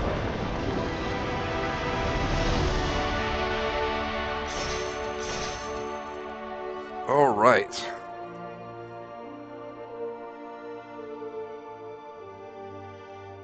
Those look really good. Those look fantastic. You're definitely a talented graphic designer. So I'll also let you know that I work in cybersecurity, so I'm also very suspicious of people reaching out. But I will definitely say that I do like your work.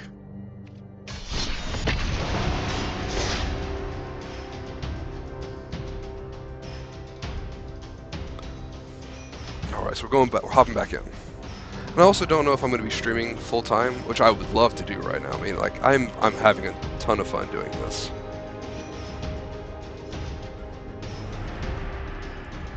All right, so let's see if we can get back into it. Get another one.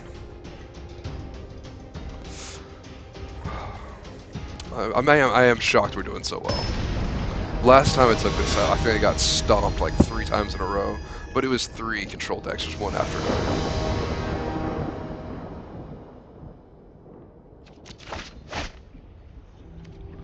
All right. I like this. I like this a lot. So this is half of our combo, essentially. It is a little slow, which I don't like.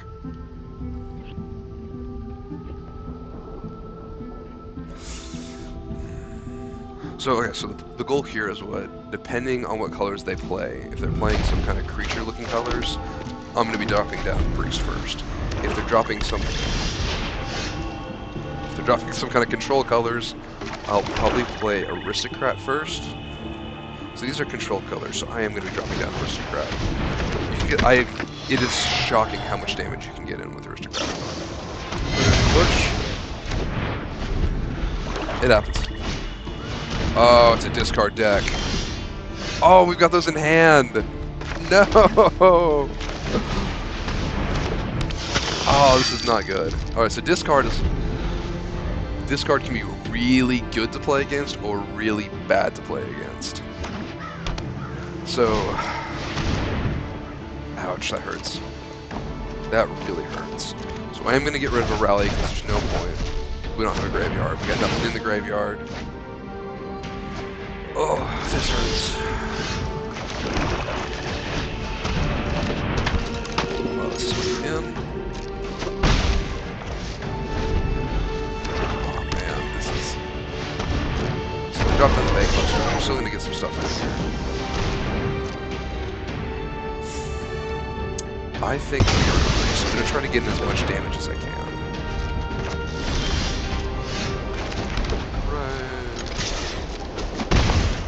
So when it comes time for me to discard this, I will cast it, getting the priest back, and I'll just sack the priest to Barbell. Oh! Oh, that shuts us down completely.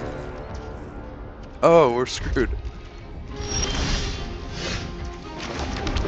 There's no point, I'm scooping it up. So I have nothing in the graveyard.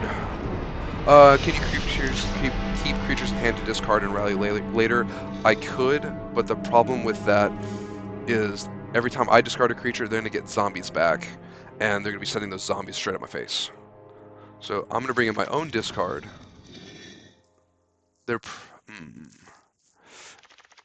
And I am going to pull out the Fatal Push, which also gives you one more. I'm going to bring in Lauren just in case they have their own. I'm going to get rid of another Midnight Reaper, just in case they have their own Leyline. So the thought about keeping the creatures in hand for them to discard is going to be boosting their board a lot. And one of the easier ways to win against this discard deck that I've found is to get my board as big as I can, as quick as I can, because they don't have a lot of removal. Or the removal that they do have is spot or sacrifice removal, so they're removing one at a time as I'm replacing it, or that's actually helping my goal. But yeah, they shredded that hand, they got rid of my graveyard.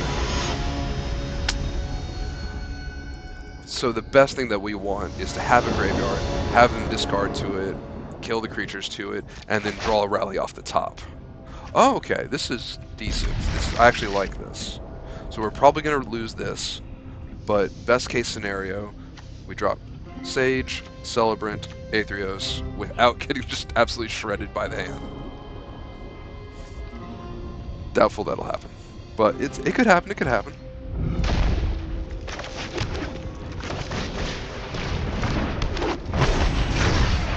Alright, so let's see what they do.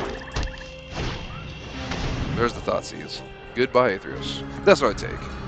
Oh, so they got zombies for the discarded creatures. That's because they dropped Waste Not. I'll point it out next time they drop it. Okay. So we gotta protect our graveyard. Let's take a look what they got. Fatal Push, I don't care about that. Liliana. I think Liliana is going to be the biggest threat here. It's coming down too soon, and it is also, it's going to build up to take out our lands. Alright, so here I'm going to drop in Vapours. This is going to help out for the people that they're going to run, because it's going to deal damage to them, and hopefully we'll get the creatures back.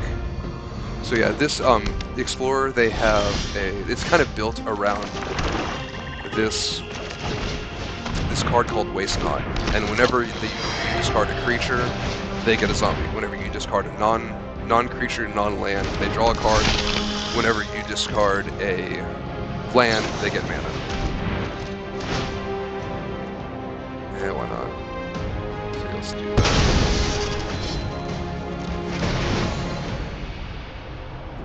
So this is a good spot for us to be in. Not necessarily when they drop off Shieldred, but yeah. Oh, I didn't see that. That wasn't my fault. Oh, nope, don't want to cancel. Nope. With that. Turn. Shieldred. Ugh.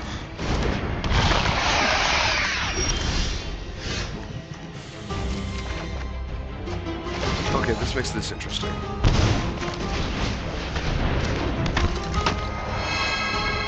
Yeah, it's all about discarding and getting advantage from it.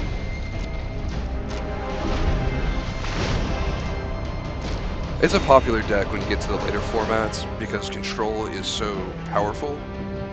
And it's not necessarily that control is powerful, there's like a psychological aspect of it. People hate playing against control because they counter wipe, and then just it feels bad. Oh, come on! Oh no! And that's really good with Shieldred up. Dealing damage to us and gaining life. So what I think I need to start getting in damage.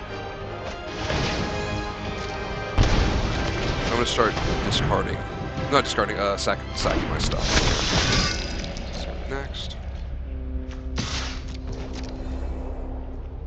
Ah, that's annoying.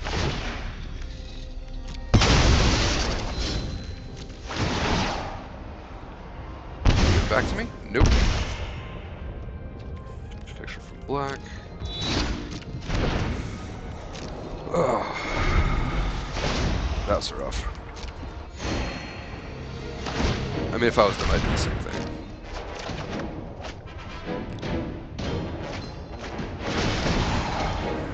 I think they've caught us on lockdown here. We're running into an issue where we can't really do much.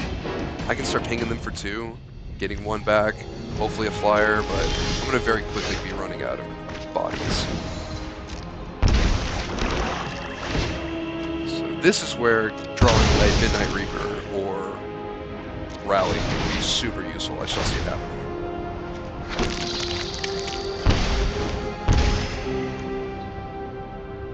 So I'm going to get in for 3 just cuz. Or 2, I mean.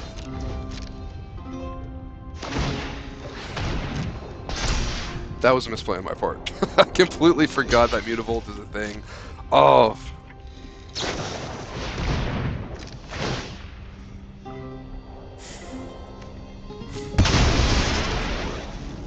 I just like doing that. Super black protection.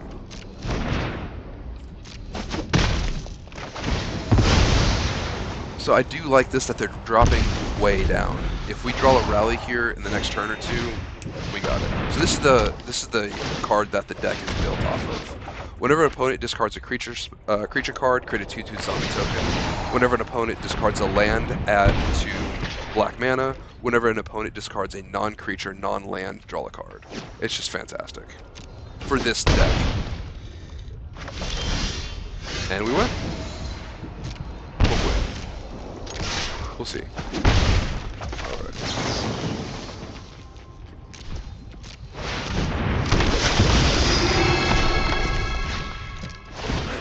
sack you.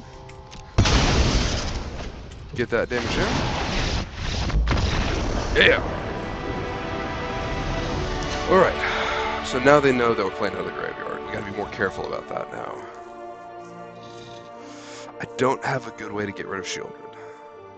I think I'm gonna have to bring it back in Fatal Push. Problem is I don't know what to cut. I think I'm gonna take out Thoughtseize, because I'm not playing first anymore.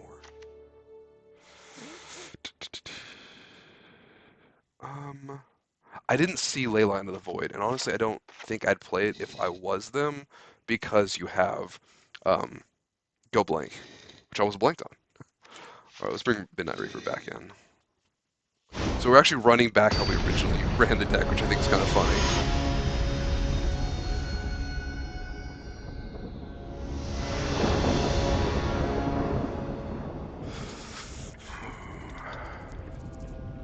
Let's see what we get. Oh, no land, no keep. I hate going down more. And we can play half of our hand. I'm gonna risk it. That doesn't further... Wait, I can't cast that right now. So as much as I can get that in the graveyard, but that's more important because I have fewer of those. Okay, so the thinking here is I can't cast Cruel Celebrant at the... And so that's why I got rid of it. I can cast the other ones, and I have fewer set... and I have fewer sack outlets than I do cutthroats and that kind of stuff. They can kill that. I don't care.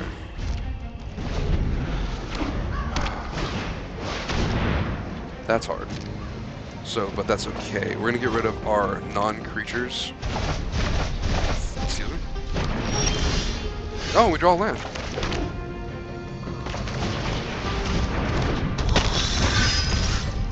So now we just need another white source, a rally, and a way to fill the graveyard.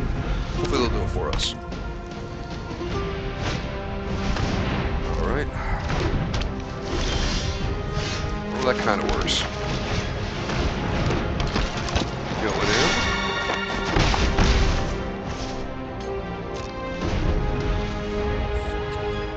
in. Out of coffee. Man, I should set that push now.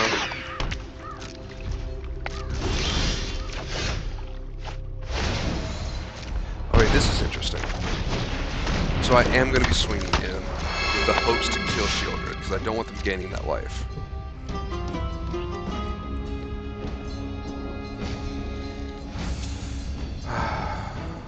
Now, I think if I was them, I'd be contemplating, why is he swinging with his 2-1?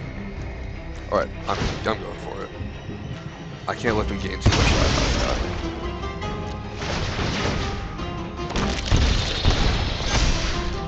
So this is going to wreck my board, but it is saving on life. Let's do the one that doesn't have just in case we want to attack back. Another, again, a rally, we win the game. Ouch. That's such a good card. Why not? Let's get that 2/2 beat down.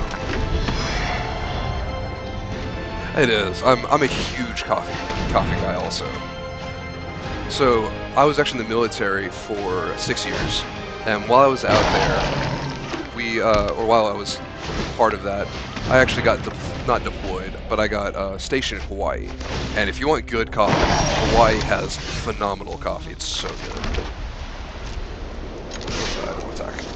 And so I got hooked on coffee at that time, and so did my wife. And, I mean, like, hooked. There was this little coffee shop out there that, I don't remember the name of it. This was like a decade ago. That, what was it? They grew their own beans behind the coffee shop itself. So that was amazing. And so they did that back there. They would roast it themselves. It was so good. And so when you get coffee that's that fresh, that good, that homemade, there's nothing else compares. Alright, we want that rally, we're good.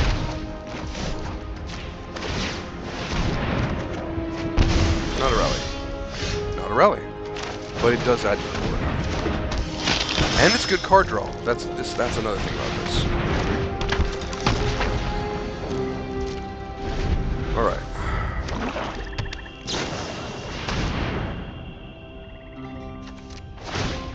I am going to do this because I need some cards. And this does give me a card so I can filter through it when they do this, which kind of sucks. Okay, I'm fine with that. Holy crap, that's a lot of cards.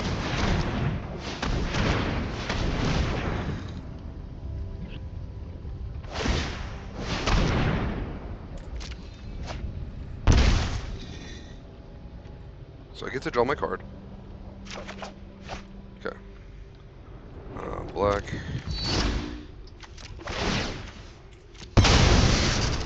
Let's do colors. I wish. White. Alright.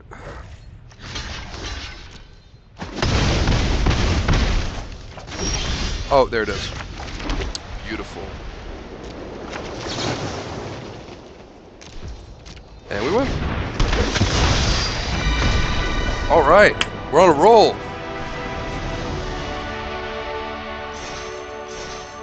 Oh yeah, so there actually there's this white mocha coffee that I love to get from there. I can't remember what it's called. I'm gonna have to look that up real quick for you. We had to actually order it here because I was so hooked on it. Where is it? Hawaiian mocha coffee. Where? Oh wow, there's a lot of that stuff now. That's what it was. Kayui, Kauai coffee, mocha, white mocha flavored. It was so good. That just, man, that was so good. It's not as good here because they got to package it over there and then they send it over and it kind of loses some of that freshness. But man, that stuff I was hooked on it for a while. And then, so then we got really big into that. We bought. My wife has a Revel, a Mocha Master, a Pour Over, a Press, um, a Keurig, a Mr. Coffee, and now we have an espresso. That's what, 8 different coffee ways to make coffee.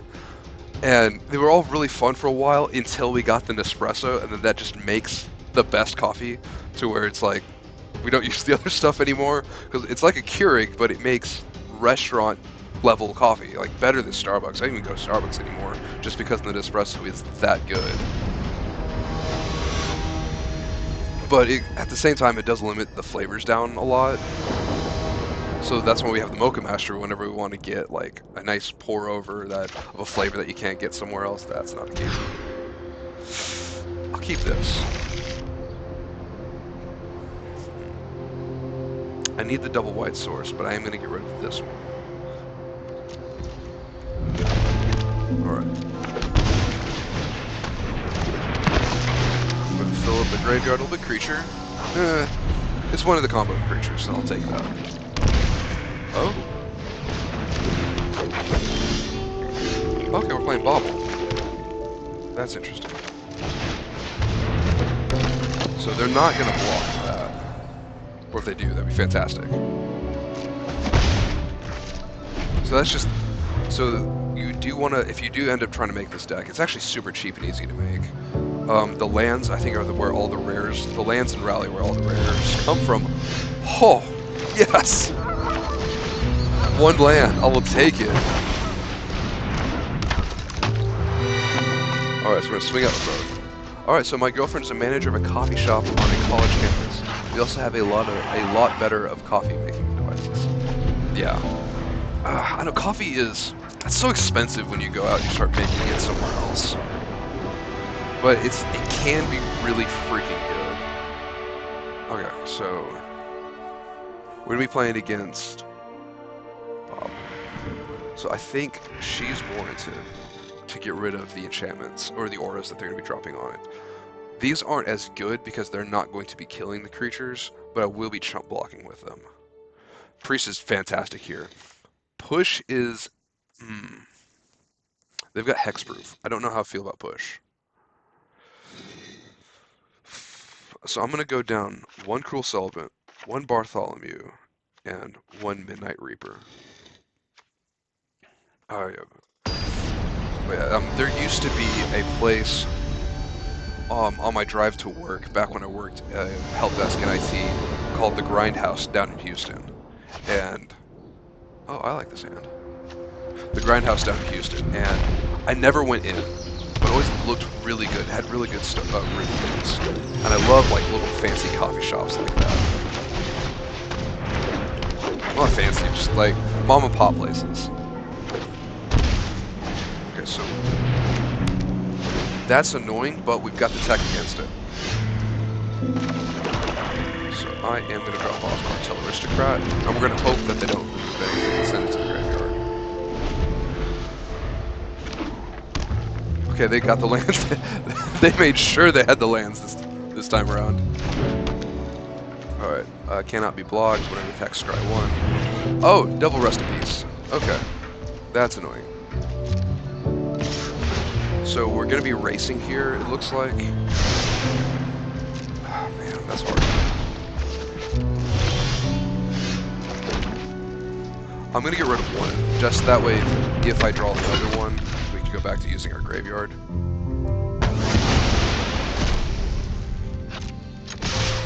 So far, we're winning the race. This does make me nervous, though. Okay, +1/+1 for each creature you can control and first strike. That's not good, especially with it being unblocked. Okay. We're no longer winning the race. It's a 7/7. That's 3 hits per dead.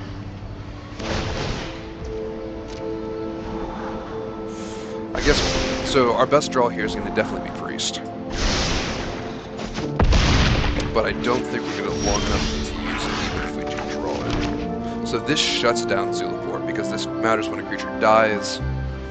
Rest in Peace makes it so that whenever a creature dies, it's exiled instead. So this actually shuts down my entire deck.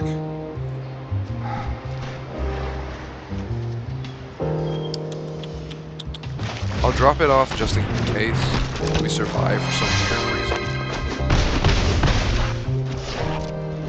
But I don't see us winning this. Double Rest in Peace. Ouch. What does that bring him up to? 9/9. Okay. There's a chance. There's a chance.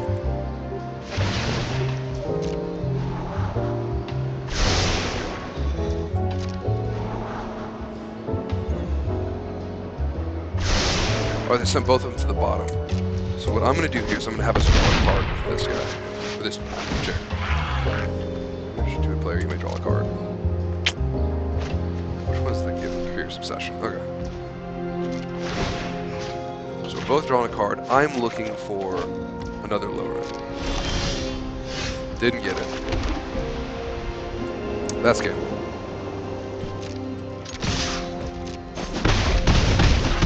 So like, even just to kind of show you, even if I do sack here, it gets exiled. So we're done. So what I will do, I'll go out on my turn. So yes, I do have the 1 enchantment destruction, but I do have 3 copies of it. Alright, so is it worth it to play Thoughtseize? I don't think so. It is worth it to play Dusk Dawn, and I am going to pull out 2 Fatal Pushes. So yes, I do only have the 1 enchantment destruction because I'm usually trying to go off before it. I should probably play more, completely honestly. But it's a hard balance between enchantment destruction and artifact destruction. Because some of them will be running Lantern or Cage or something like that to shut down the graveyard or collected company. Alright, hopefully they don't have good turn 2. And so you've got to kind of weigh out, is it worth it to run multiple enchantment and artifact destruction hoping that I can get rid of that? Okay, there it goes. Or is it, is it worth it to spend the spots, in other words? Because you only have 15 spots. And I'm not the best sideboard creator, so I probably should. I've been thinking about adding in the one that lets me exile a card from the graveyard, scry, or blow up an enchantment to have more copies or put in fragmentize, but I don't know, I like having a body. Alright, let's see what they do. Can't be blocked. I'm okay with that. We got Fatal Push. They are holding back this, and it did stop. See, that's, yeah, it can do both, and that's why I have her. And it's a bodied sack. This makes me suspicious. So I am going to hold it up. The thought here is they have something that worries me. So I want them to tap out. Or spend it. Whenever it deals combat damage to a player, as long as the enchanted creature is legendary, that is not.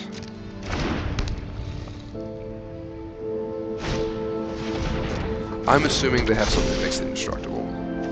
Let's try it. Yes. Word 2, resolve, pay. And here it comes. Oh, that's hard. That's hexproof. So what I am going to do, I'm going to get rid of, let's see if we can see, where's the one that makes it unblockable, this one right here, with her. So draw a card, my turn. Alright, so drop that, dropping you.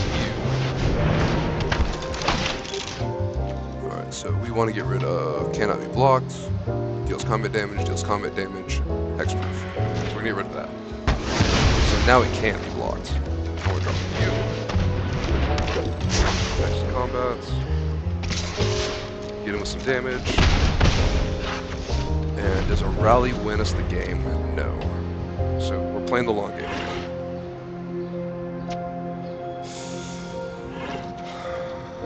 So they could have another one of those that makes it. Oh, it gives it trample. That's mean. So we're hoping for another Fatal Push. Holy crap.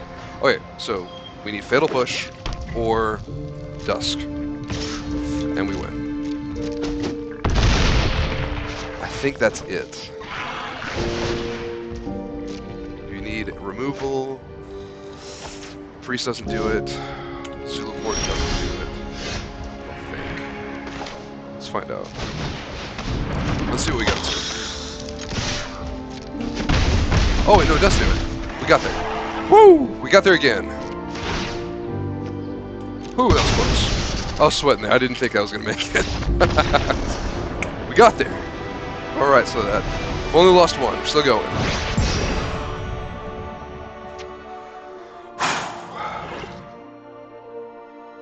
Alright, let's make sure.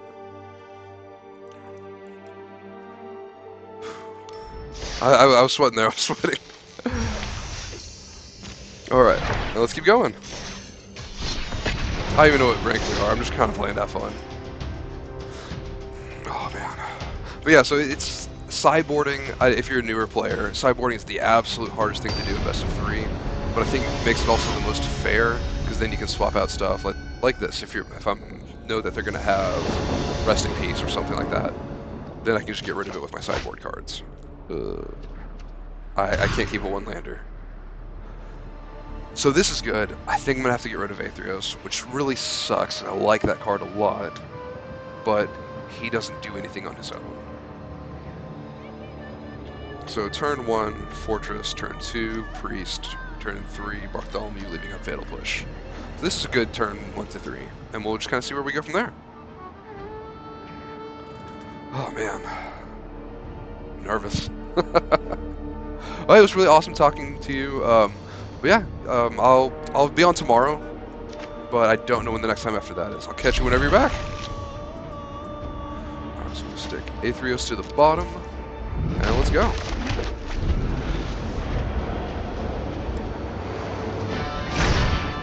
Alright, super mellow. Let's see how mellow you really are. Especially with a name like that, I'm like expecting mono red. Oh yeah, super mellow, chilling out here, and bolt, bolt, bolt. That's kind of cool. That's minimalistic. I personally wouldn't use it, but oh, I like the. Never mind. I do like the wavy effect.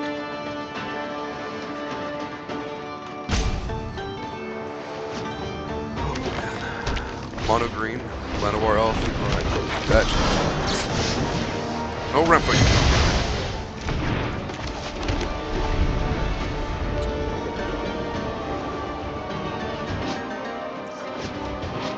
I love these lands. Like, oh man, it's so hard. So the lands they're beautiful, they're fantastic, but it's tough between these and the other full art unlands. I might switch them. I mean, I've been looking at these for so long, and the other ones are just so freaking pretty. Okay, that was great. That was really good. So they are doing some green now. Get our sack outlet, or our sack fodder, for a better term, out, and we'll go from there.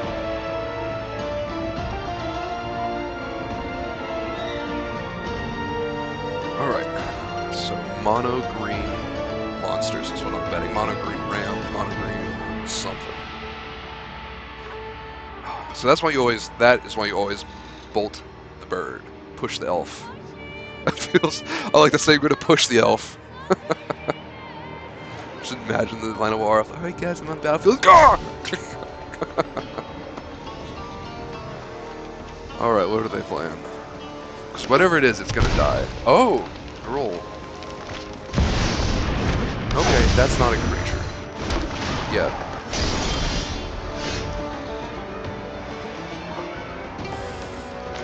I'm gonna try to get in that damage from whenever I can force them to sack something. Oh, I swung out. I shouldn't have done that.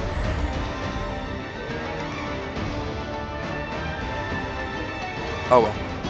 So it's mono green. Oh, not mono green. It is Gruul. Hopefully it's Gruul ramp, and they're not playing with a lot of instant speed removal.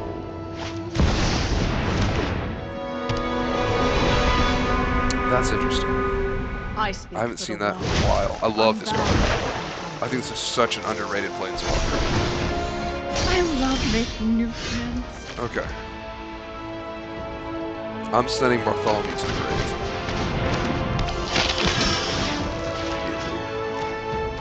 Both of you. I should have sent two of what's the grave. Doesn't do any damage though. We got it. So I need to go after her now. Oh, that's beautiful. Alright, so what we can do here. We don't have it, but we're pretty darn close. Alright, so the goal here is, so they're going to do that, they're at 11. They hit them down to 9. Alright, so they're down to 9. I'm working this out in my head doing math. Because math is for attackers. So they're hitting down to 9, down to 8, and while I sacrifice that, so they're at 8, 7, 6, 5, 4, 3, 2, 1. Okay, we got it. As long as they don't kill anything, we got it.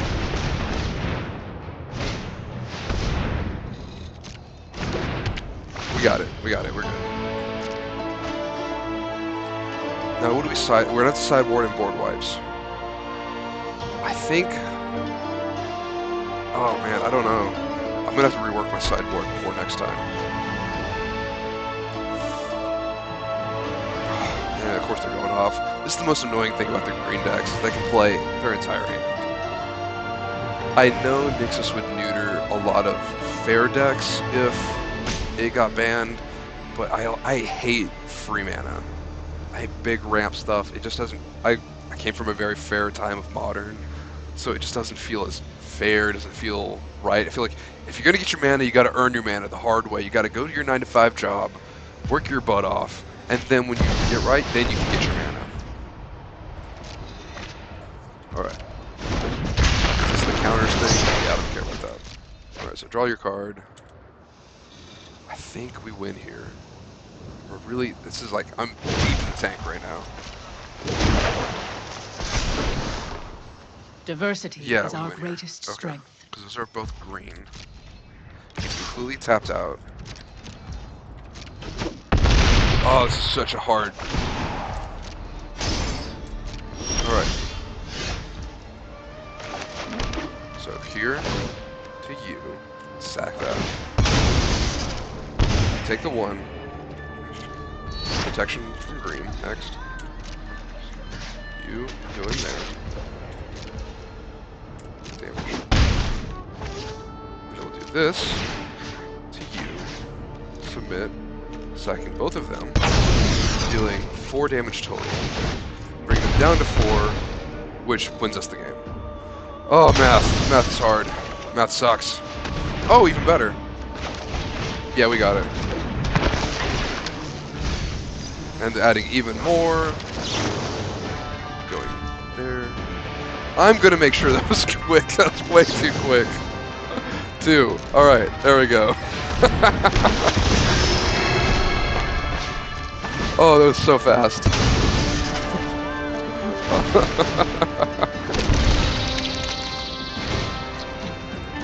And we got it.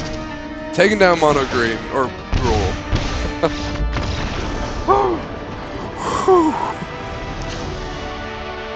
Alright, we're gonna be bringing in Dusk. I gotta keep pushing. Taking out of Bartholomew. Taking out of Midnight Reaper. What could they have that shuts down our deck? So, Cage, I could have Artifact Hate, but I don't see them wanting to delegate spots away from their powerful deck to that. Alright. Alright, Super Mellow. That wasn't very mellow of you. I'm not gonna lie. Dropping down, what was it, 12 mana worth of green on 1 turn? That's not mellow. Oh, man. Alright. I do like that avatar. Just like shooting at the dragon of fire. And I'm lost over here. That's how I feel. Every time I play, they're playing some new card that I haven't looked at yet. I'm lost, totally lost. In fact, my avatar, totally lost. Alright, waiting on the opponent. We're doing super, we're running super hot, super well. I am enjoying this. I'm gonna have to look back and see exactly what our record is. But so far, we've only lost 1. Oh, oh, oh. That's beautiful. As long as they don't have graveyard hate. Oh man, that's so good. That's like 6 per. 6 per.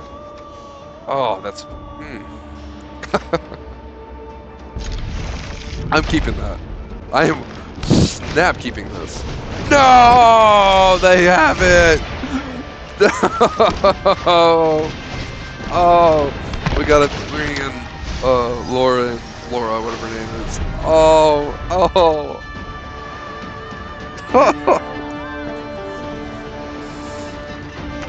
Okay. Okay, they had the tech. They had it.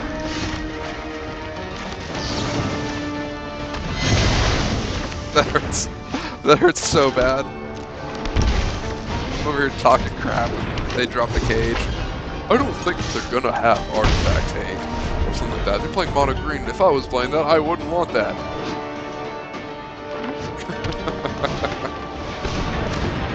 Oh, you jerk.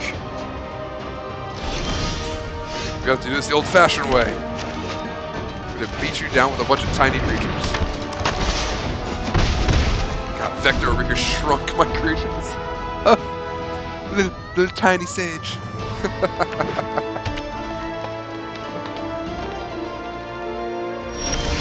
Oh, that hurts so bad.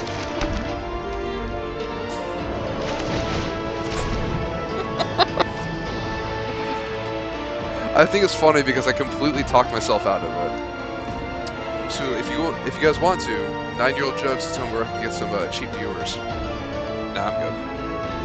I'm just doing this for fun. I'm not trying to do this for a living. I enjoy playing Magic, and I think I got some stuff to share. Like bad moves, like, hey, don't bring in that Artifact Hate, because mono green, totally not going to bring in the cage. So I've got some removal. They're not popping it off yet, so they've definitely got some kind of removal. Oh, that hurts so bad. Raleigh would totally win me right now. Look at this. Oh, man. Might as well swing out. They're going to remove it. They're going to remove it. Or they're not. Oh, wow. I did not expect that. I'm so sad right now.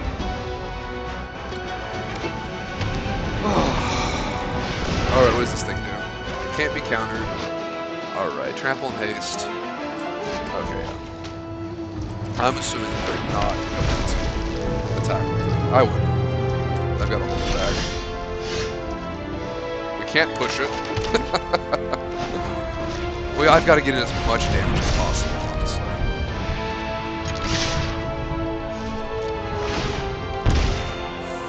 The goal here now is that we're hoping for a Zulaport or Aristocrat. So that, or Cartel. So that way we can start getting in a lot of damage.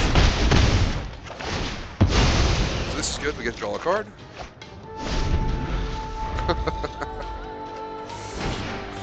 Oh, we got another one! I'm going to whittle away at you. Death by 1,000 attacks. Death by 1,000 1/1s. Next, attack, attack, attack. Oh, that hurt.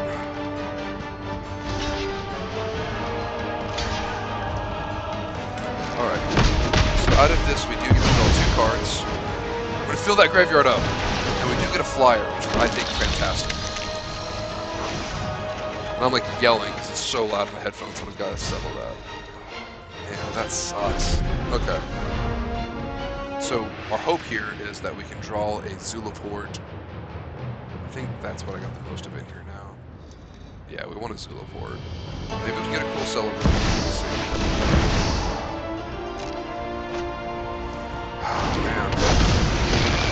Is that thing flying? Oh, it doesn't. Okay. I can still whittle him down. We got this.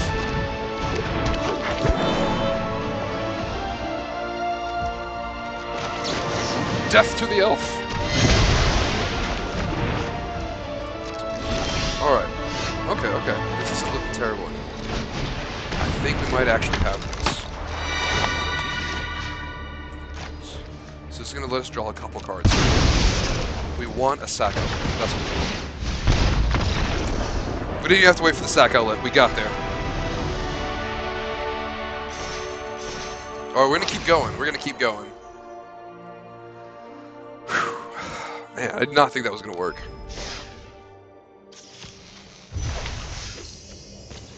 Alright, what do we get? Alright, so we bought Cactus Folk Sure Shot. For 4 mana, we can get a 4/4 with Reach and Ward 2. At the beginning of combat on your turn, other creatures you control with the power 4 or greater gains Trample and Haste. I like that. I think it's power corrupt out of the format, but holy crap, how is that? I really like that card. So I think this card is the perfect example of power creep. This is a 4/4 for 4, so it's on par with that. And it says at the beginning of combat on your turn, other creatures you control with the power 4 or greater gain Trample and Haste. That's freaking awesome. So you drop this guy down turn 4, you got a 4/4 with a Reach, so he's blocking pretty much anything. Turn 5, you're dropping down to 5/5, a 6/6, something else massive, and that guy is swinging in right away. I like this card a lot. It also has Ward 2, making it harder to kill. This is a freaking great card, but it's an uncommon, which like I feel like 5-6 years ago this would have been rare. Maybe, ah man, this is such a good card. I'm gonna make it work. It's an uncommon too. Maybe I'll do that tomorrow. Maybe tomorrow I will. I'll try a red-green deck, and I will try to make Cactus Folk Sure Shot work. I'm gonna write that down. Here we go. If I can find a pen. All right, here we go. Got a pen. Cactus Folk Sure Shot. I want to see if that's good.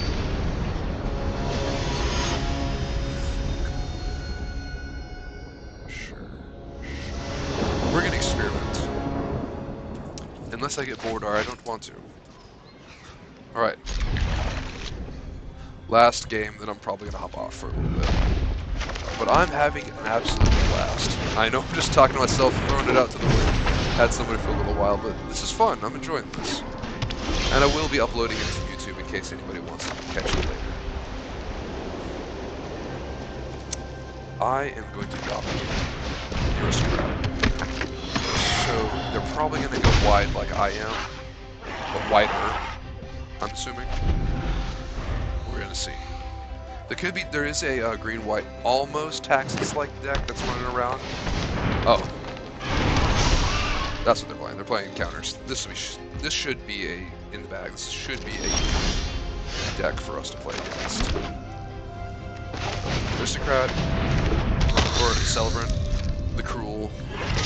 I love that they look so similar. They're two of my favorite cards. So I am waiting to see if they're going to drop any more counters on it before I kill it. I also want to see what else they drop.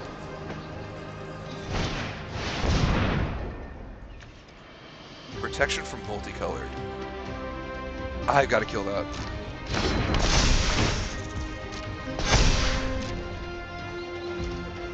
I have to kill that. I've got too much multicolored stuff. Ugh. I wanted more gas. I am going to be getting as much damage as I can. So we're killing that off. Hit the flyer. Protection from white. Swinging in. I'm just whittling them away as little by little bit as I can. So that disgusts me. Nice.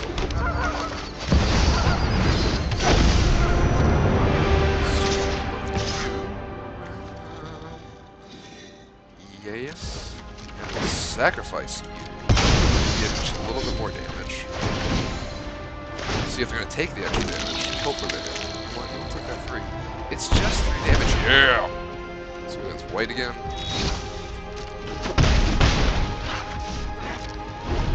Alright. We're already down to 7. I mean, if we just get another Support or Celebrant, we got this in the bag.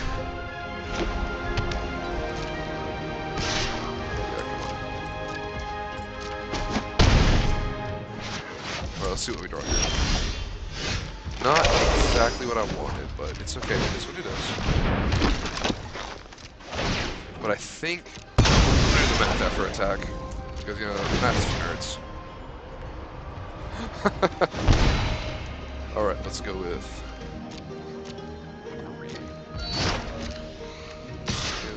Swing in, take 4. Yeah, we got this. Oh! Missed that. We still got it.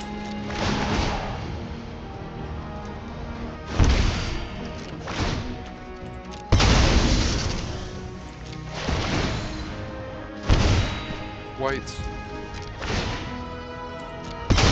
And that's game.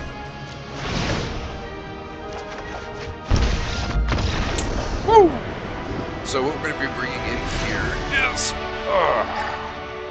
we want to bring in that to wipe their creatures out. Take out a Bartholomew. That feels good here. They're not going to be killing my stuff, so I'm going to go down that. Do I play around the cage? Because I talked myself out of it last game. No, I'm going to stick to my guns. Screw the cage. We're going for it. We won around it the other turn. The other time we can do it again. Oh, that was awful. I'm going to kick at myself for a while on that one. Alright. Let us go first. Come on, demand. No, you're not the man if you're not letting me go first. Alright, so it's an elf. Okay. Hardened Scales deck, that's good. I don't know what free spell they could have there. That works. Okay, we got the... Okay, anyways, back to the game. We got the rally. We want the lands now. So let's take a look what's in the grave at the moment. Nothing. We got nothing in the grave. That's gotta go. Oh, okay, he's got this stupid snake. Yes, it's stupid. Oh my god. Mono color protection.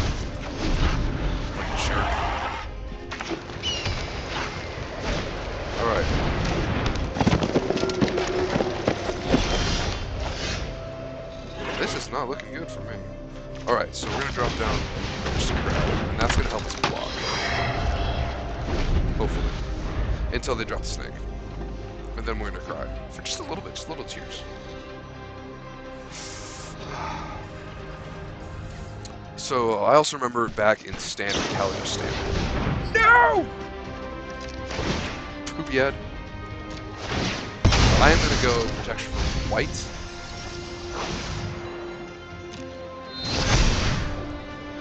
So that not only helps me block, but it also protects me from any possible removal they could have. Right, block from there. We just want lands now. That's all we want.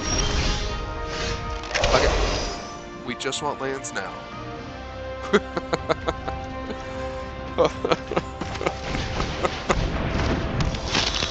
Oh, man, that's hard. That's harsh. Alright, so what do we have in the grave? Oh, that sucks. Man, we got nothing in the grave. So we're gonna be taking 4.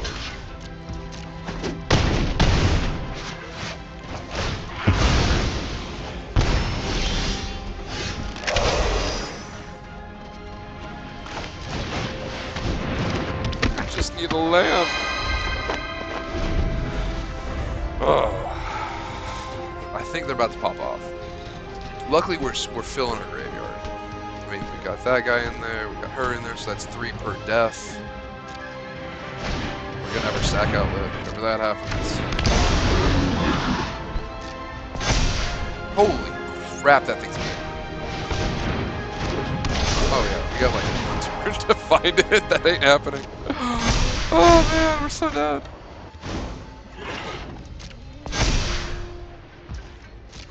Okay, huh? Yeah. We're so dead. It's gonna give me the land this turn. Called it. Alright, is there any possible way to stay alive? No. That sucked. That was horrible. Oh. Running it back, and we're praying this time. Please give us the lands. Alright. Let's go for it. Play it first. Okay, I do like this. So, the priest is what makes this capable. So now we can start making them get rid of what they have. And we got a bunch of lands off the top. I mean, it's a win-win. That's going to bite us later when we don't draw enough lands. 100% is going to bite us later. Well, luckily, we have a priest and we have 2 white sources. So we can draw a rally, we'll sack some stuff, get the 2 black mana, use that mana with our white mana, and then we'll be good. No! There's the removal. Oh, let's just fill the grave up as much as we can. And then pray for rally. That one, that one right there, that's the one that we wanted. At least they were nice enough to give us a clue.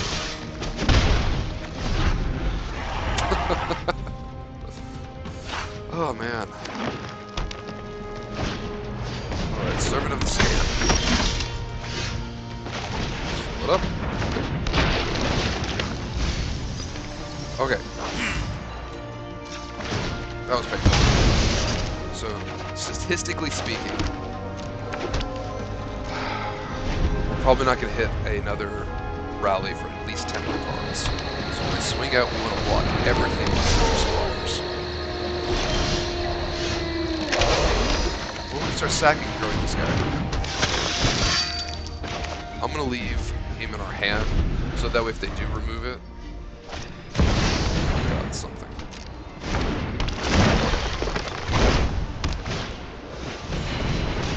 Ouch. So I do expect him to swing in with Avatar of the rest of the... Okay. A land! Hey, we got it. We got just what we needed. Whew. I was getting worried that we were going to make a drop like last game.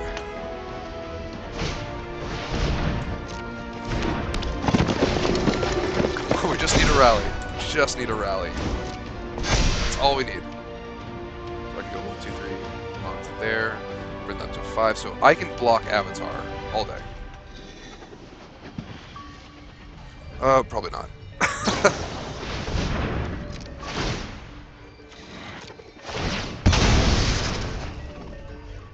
So, one card I wish had a free sack outlet is Flesh Taker. That card is phenomenal. Especially in this deck. Every time you sack something, you get to scry 1. On top of that, it grows. Like, that's such a good card. Alright, so 7.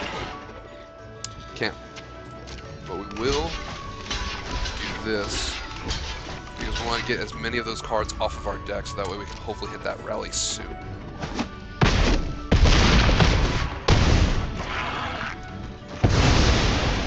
Alright, no rallies. No rallies. No rallies. Nope, nope, nope. We're good. Nope, nope, nope. Still good. Still golden. Still golden. We got a chance. We got a chance. We don't got a chance. We're dead. Good game. Good game. Alright. That sucks. It is what it is. We had a fantastic run, though. We only lost to... Oh, man, that hurts. Oh, man. All the way up from Gold 1 to Plat 3. I'll take it. I'll take it. That was a fun run. That was a fun run. So I will be back on again tomorrow. I've got it written down in case I'm still interested to try to create a cactus folk sure shot.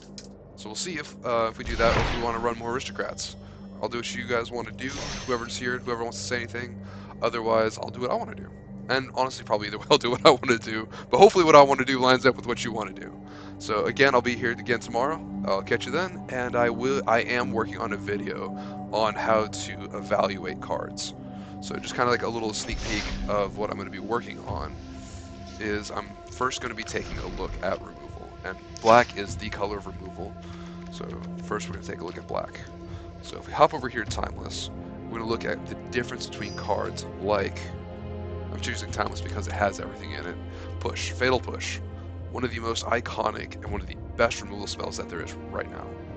Destroy target creature if it has mana cost 2 or less. With Revolt, destroy a creature that has mana cost 4 or less if a permanent you controlled left the battlefield. So why this is such a good removal card is because it is such a wide range of creatures that it can remove, especially the further back you go in the formats. Because the further back you go in the format, the smaller creatures that you have, not just in attack-wise, but also especially in mana cost-wise. When you start looking at Legacy, Timeless, it's very rare for somebody to play something above a 4 mana cost. I mean, that was true like even 10 years ago. So that's why this card is so good, is because it can hit almost everything in the format. Another part of it that makes it so good in these older, more legacy formats is that you have the sack lands. So you sacrifice the land, search it up for another one. That triggers Revolt right there. So you have this Fatal Push in your hand. You're holding onto your sack land. You tap it, sack it, and then all of a sudden you can kill anything on their board for 1 mana. It's fantastic. As opposed to something that's pretty popular in, I'm assuming standard still, so go for the Throat. This is still this is a very good removal spell, but you can see the big differences. This can hit creatures that are more expensive than 4 mana. It can hit anything, as long as it's not an artifact, but it also does cost more. Now, one thing that both of these things do share that's very important is these are both very cheap spells. They are 1 mana and they are 2 mana. They are black. And the other thing that they do share in common is the fact that they are instant. That is a huge thing. You can play it on their turn. You can wait till they pump something, kill it. You can wait till they're going to block something, one of your tramplers, kill it. As opposed to something like what I played for a little while, actually.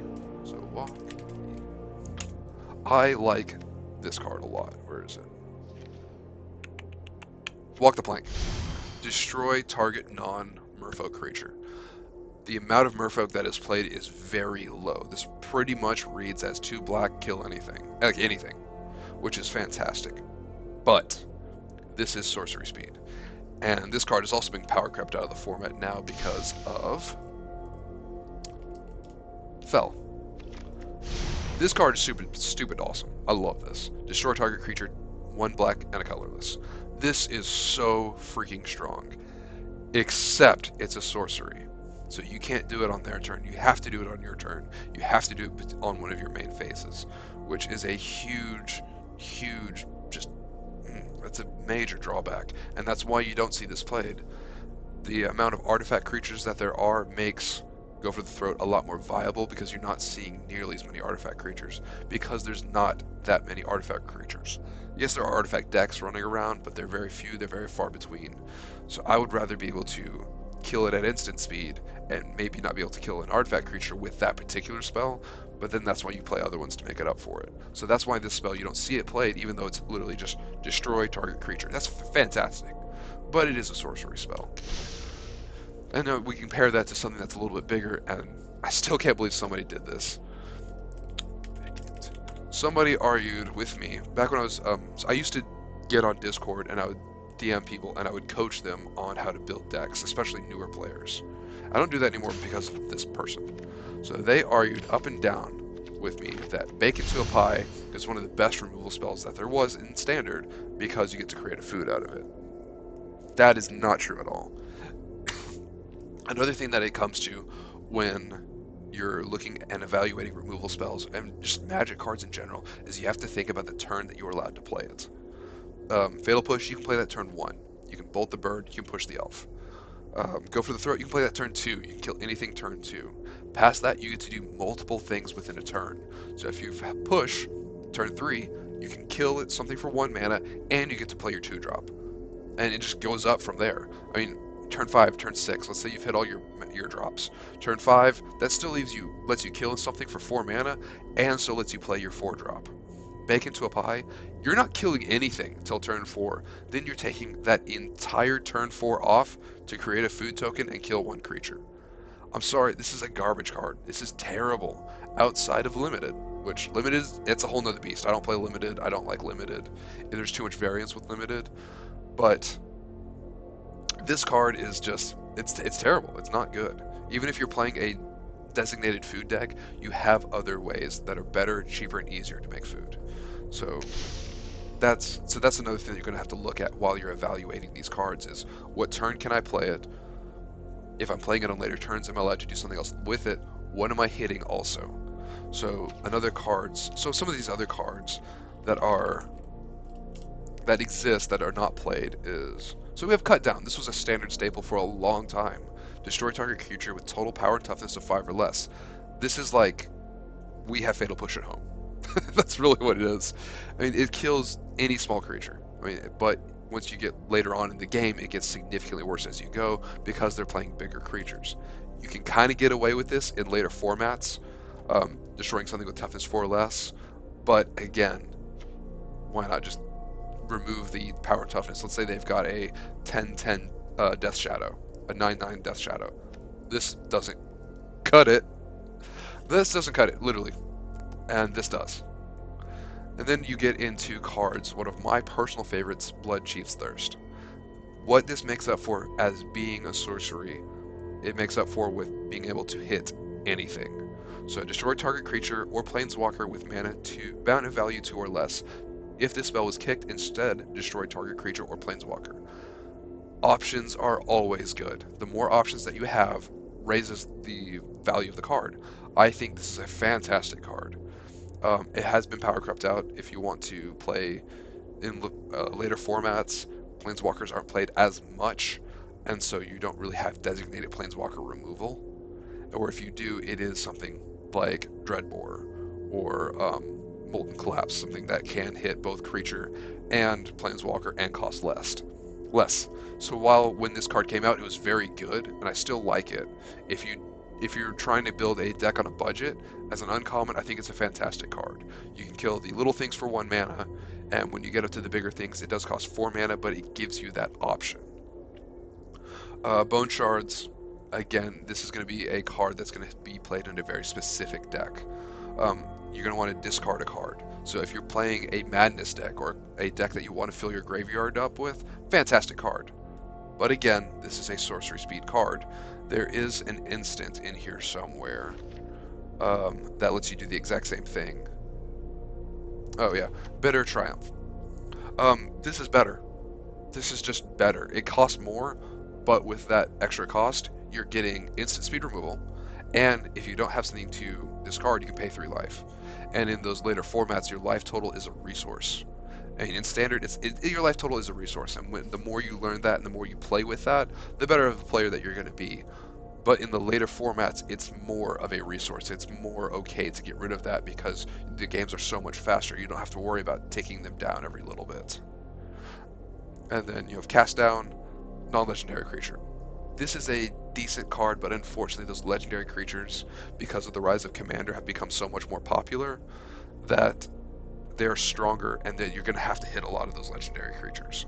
On a budget, it's not bad, but again, if you're going to be playing on a budget, I personally would take Blood Chief's Thirst because it also gives you the option of hitting Planeswalkers.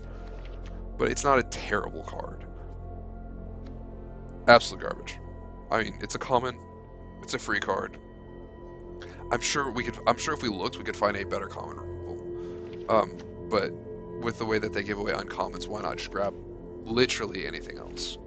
I mean, power 2 or less. The moment they drop a something with power 3, this card's obsolete, and it costs 2. Eliminate. The further back in formats you go, the better this card gets. So again, it's one of those mana cost things. But I'm pretty sure that there is a better.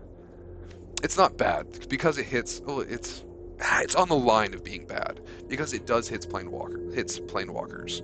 So your Narsets, this takes it out. Teferi takes it out, but those aren't. This is Arena, and Teferi's been banned. And if you're going to be killing a creature mana cost 3 or less, why not just play Go for the Throat or Infernal Grasp? Kill target creature, you lose 2 life. This is just Fell, except you lose life, so it's just Fell but instant speed and better. I mean, destroy target creature, destroy target creature. Destroy target creature on only your main phases. Destroy target creature whenever you feel like. I know what I'm picking. And then we get to what I call the sideboard counterspells. Oh yeah, so here we are. Long Goodbye. This is just eliminate but better. Cannot be countered.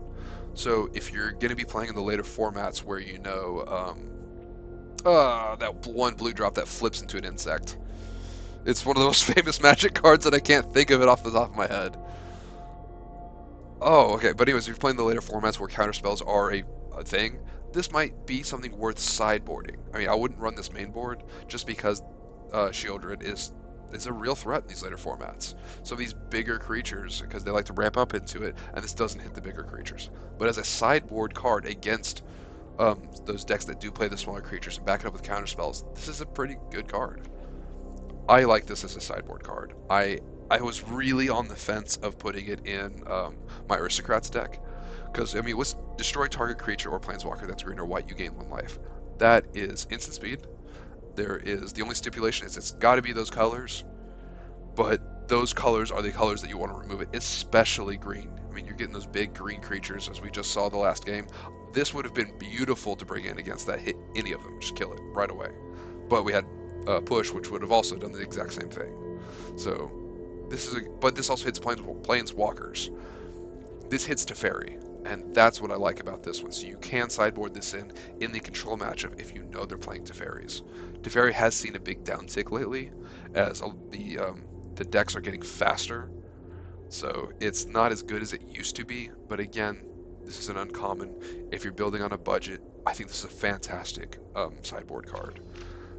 This also used to be played a lot. Do I have copies? I do. Nice. I just like the pretty way they look.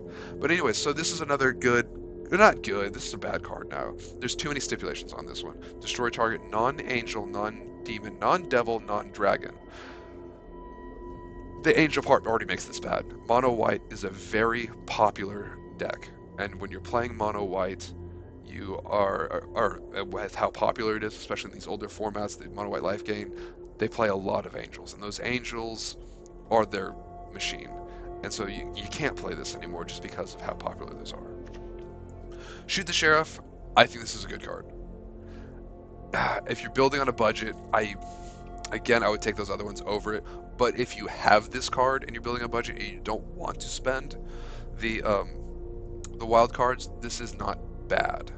because the amount of assassins, mercenaries, pirates, rogues, and warlocks that are played it's a very niche creature type, and I don't even know if I can really think of any off the top of my head that we've played today. So it's not bad if you're on a budget. Um, yeah, that's bad. This is if you know Super Friends becomes very popular. This is good. If outside of Super Friends being popular in the meta, there's no reason to play this. And then we go into that. I've had said my piece on that. It used to be good, but now there's Fell, which is this, that, but better. Again, this is not a good card. If you are thinking about playing this, do not play it. Just don't. Flyers are the ones that you really want to kill.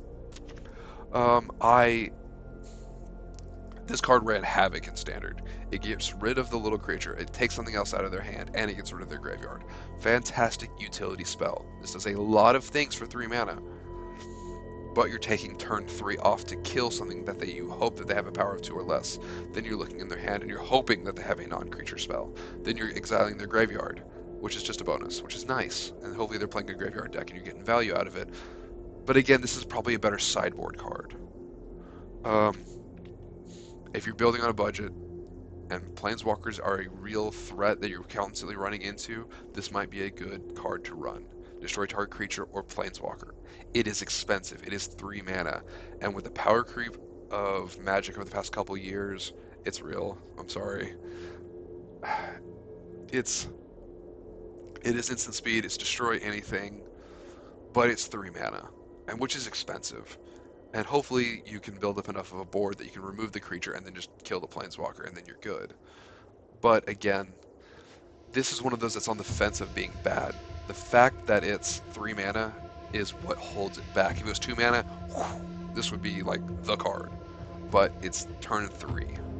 And now we're getting into these cards that you don't play anymore. Murder, love the art. Look at this. This is awesome. I love this artwork. To me, it's almost worth playing for the artwork alone, but it's 3 mana. And why play this when you can just play this, which also lets you hit Planeswalkers? Murderous Rider is one of the only 3 drops that is worth playing because of the options. Destroy target creature or Planeswalker. This is Hero's Downfall with a body, and that's what makes it playable. The fact that you can kill something, and then you can turn around and drop a 2/3 lifelinker.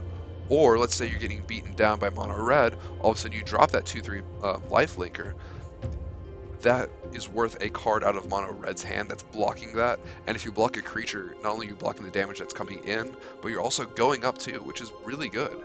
So this is the only 3-drop removal I would really say is actually really worth playing.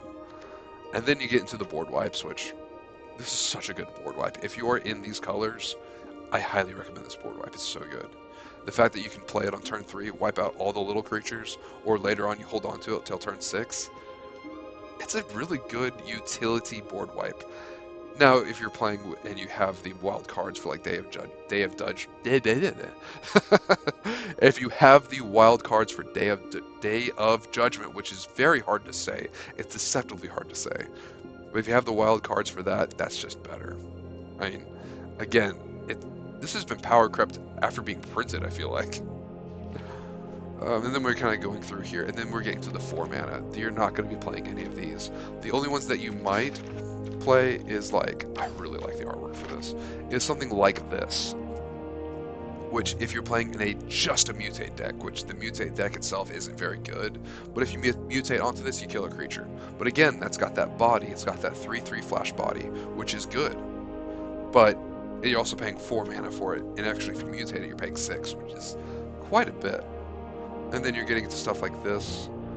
This one's not bad. If you're playing a mono black deck, this is a great card because you can just destroy target creature at instant speed for 2 black. And if you're playing black, you're casting this on at 2 mana. This is a great card for you if you're in mono black. Destroy target creature, sorcery speed. I hope you've been listening, and I don't need to explain why this one is bad. Okay, I just looked at this one. This one's interesting. The spell costs 1 last to cast if you control an artifact, and 1 last if you control an enchantment. If you are playing an artifact and enchantment deck, this is good. This is a better Hero's Downfall. If you're not playing both enchantments and artifacts, not so good. And so like this is there's a lot of stipulations on it. So that's why you got to go and you got to look at it. But what I'm doing right there is I'm evaluating its mana cost, what you can do on turn 3 beyond, and how you can lower that cost. And then you get out here, and these are just bad. Except for this one. Again, this is this is a 4 mana removal spell that doubles as a land. I like this card. This is a decent card because it's a land also, but you got to be able to pay that 4 mana or be willing to have it enter in tapped. But again, this is also, I don't see this played really anymore because you don't want those tap lands. You want to be able to do what you're doing on the turns that it is. You want to drop all 4 on turn 4. So that's why you don't see this played. But if you have it, this might be one you might want to be on the fence and think about if you want to play it or not. I have seen it in mono black decks recently. Terrible. Legendary instant. You can cast instant only if you control a legendary creature. Destroy target creature if its controller has more than 4 cards in hand, then exile cards equal to the difference. Commander card. Like that's just a commander card. And then we're going into these. These are all terrible, except for this one, Convoke, because you can cut the cost down. If you're playing a black and white deck like I was, destroy target creature or planeswalker for free if you just tap down your creatures at instant speed and surveil too. Freaking good card. I just need to build the rest of it. I only have 1 copy, and that's why I'm not playing it. I like this card in blink decks. If you can blink it, you'll get value out of it. So you can drop it turn 4, it kills a creature, you have a 2/2. The next turn you blink it, you kill something else for 1 mana. You blink it again. If you build around it, there's value in it, but again, I built a blink deck and I don't play it, so I think it's out. And then you get into removals. Again, I like this, but there's other sweepers. I've played this for a long time. And then we're getting back into here. These are all, you don't want to play these unless it's like a sweeper. And then I want to get to, this one's alright. Like, if you're playing a snow deck and you're playing with big stuff that you're putting in the graveyard, this doubles as a board wipe and a reanimator spell. So that's not bad. Like, if you're playing that snow deck and you're able to stay alive till turn 6, then you can start thinking about adding this in. But outside of that very specific parameters, I would never play it. And I'm trying to look for something like that. These X spells like March of Overwhelming Light and all the marches where you can cut down that cost, those are good. Because you're cutting down that cost again. You're exiling cards from your hand to drop down that cost to remove that creature. But outside of that, you want to look at removal that is 1 to 2 mana, and that is instant speed because you have plenty of options now. So that is pretty much my video on, that's my video essentially on how to evaluate removal. So I'll kind of recap really quick. You want to look at what it can hit. You want to look at the mana cost of it. You want to keep it at instant speed so that way you can do it on their turn. So that way if they're going to pump it, if they're going to do something with that creature, or planeswalker or something, you can remove it at your convenience. And that's why you want that instant speed removal. And you want to keep it as low as you can so that way you can do multiple things, or you can play it as quick in your turns as you can. When you evaluate these cards, you've got to look at what turn you're playing it, and if you're playing it later turns, you've got to look at your deck and say, I'm playing Fatal Push here, so that way I can drop off Rally, or whatever you want. So that's kind of, I'll chop this up and I'll make a video out of it for any new players. And when I get that video going, feel free to send it to anybody else that's trying to learn to play Magic. I'll make one on creatures. I'll probably talk about that tomorrow. But that's my whole spiel. Well, anyways, this stream's gone on long enough. I'll catch you guys tomorrow, and I'll see you then.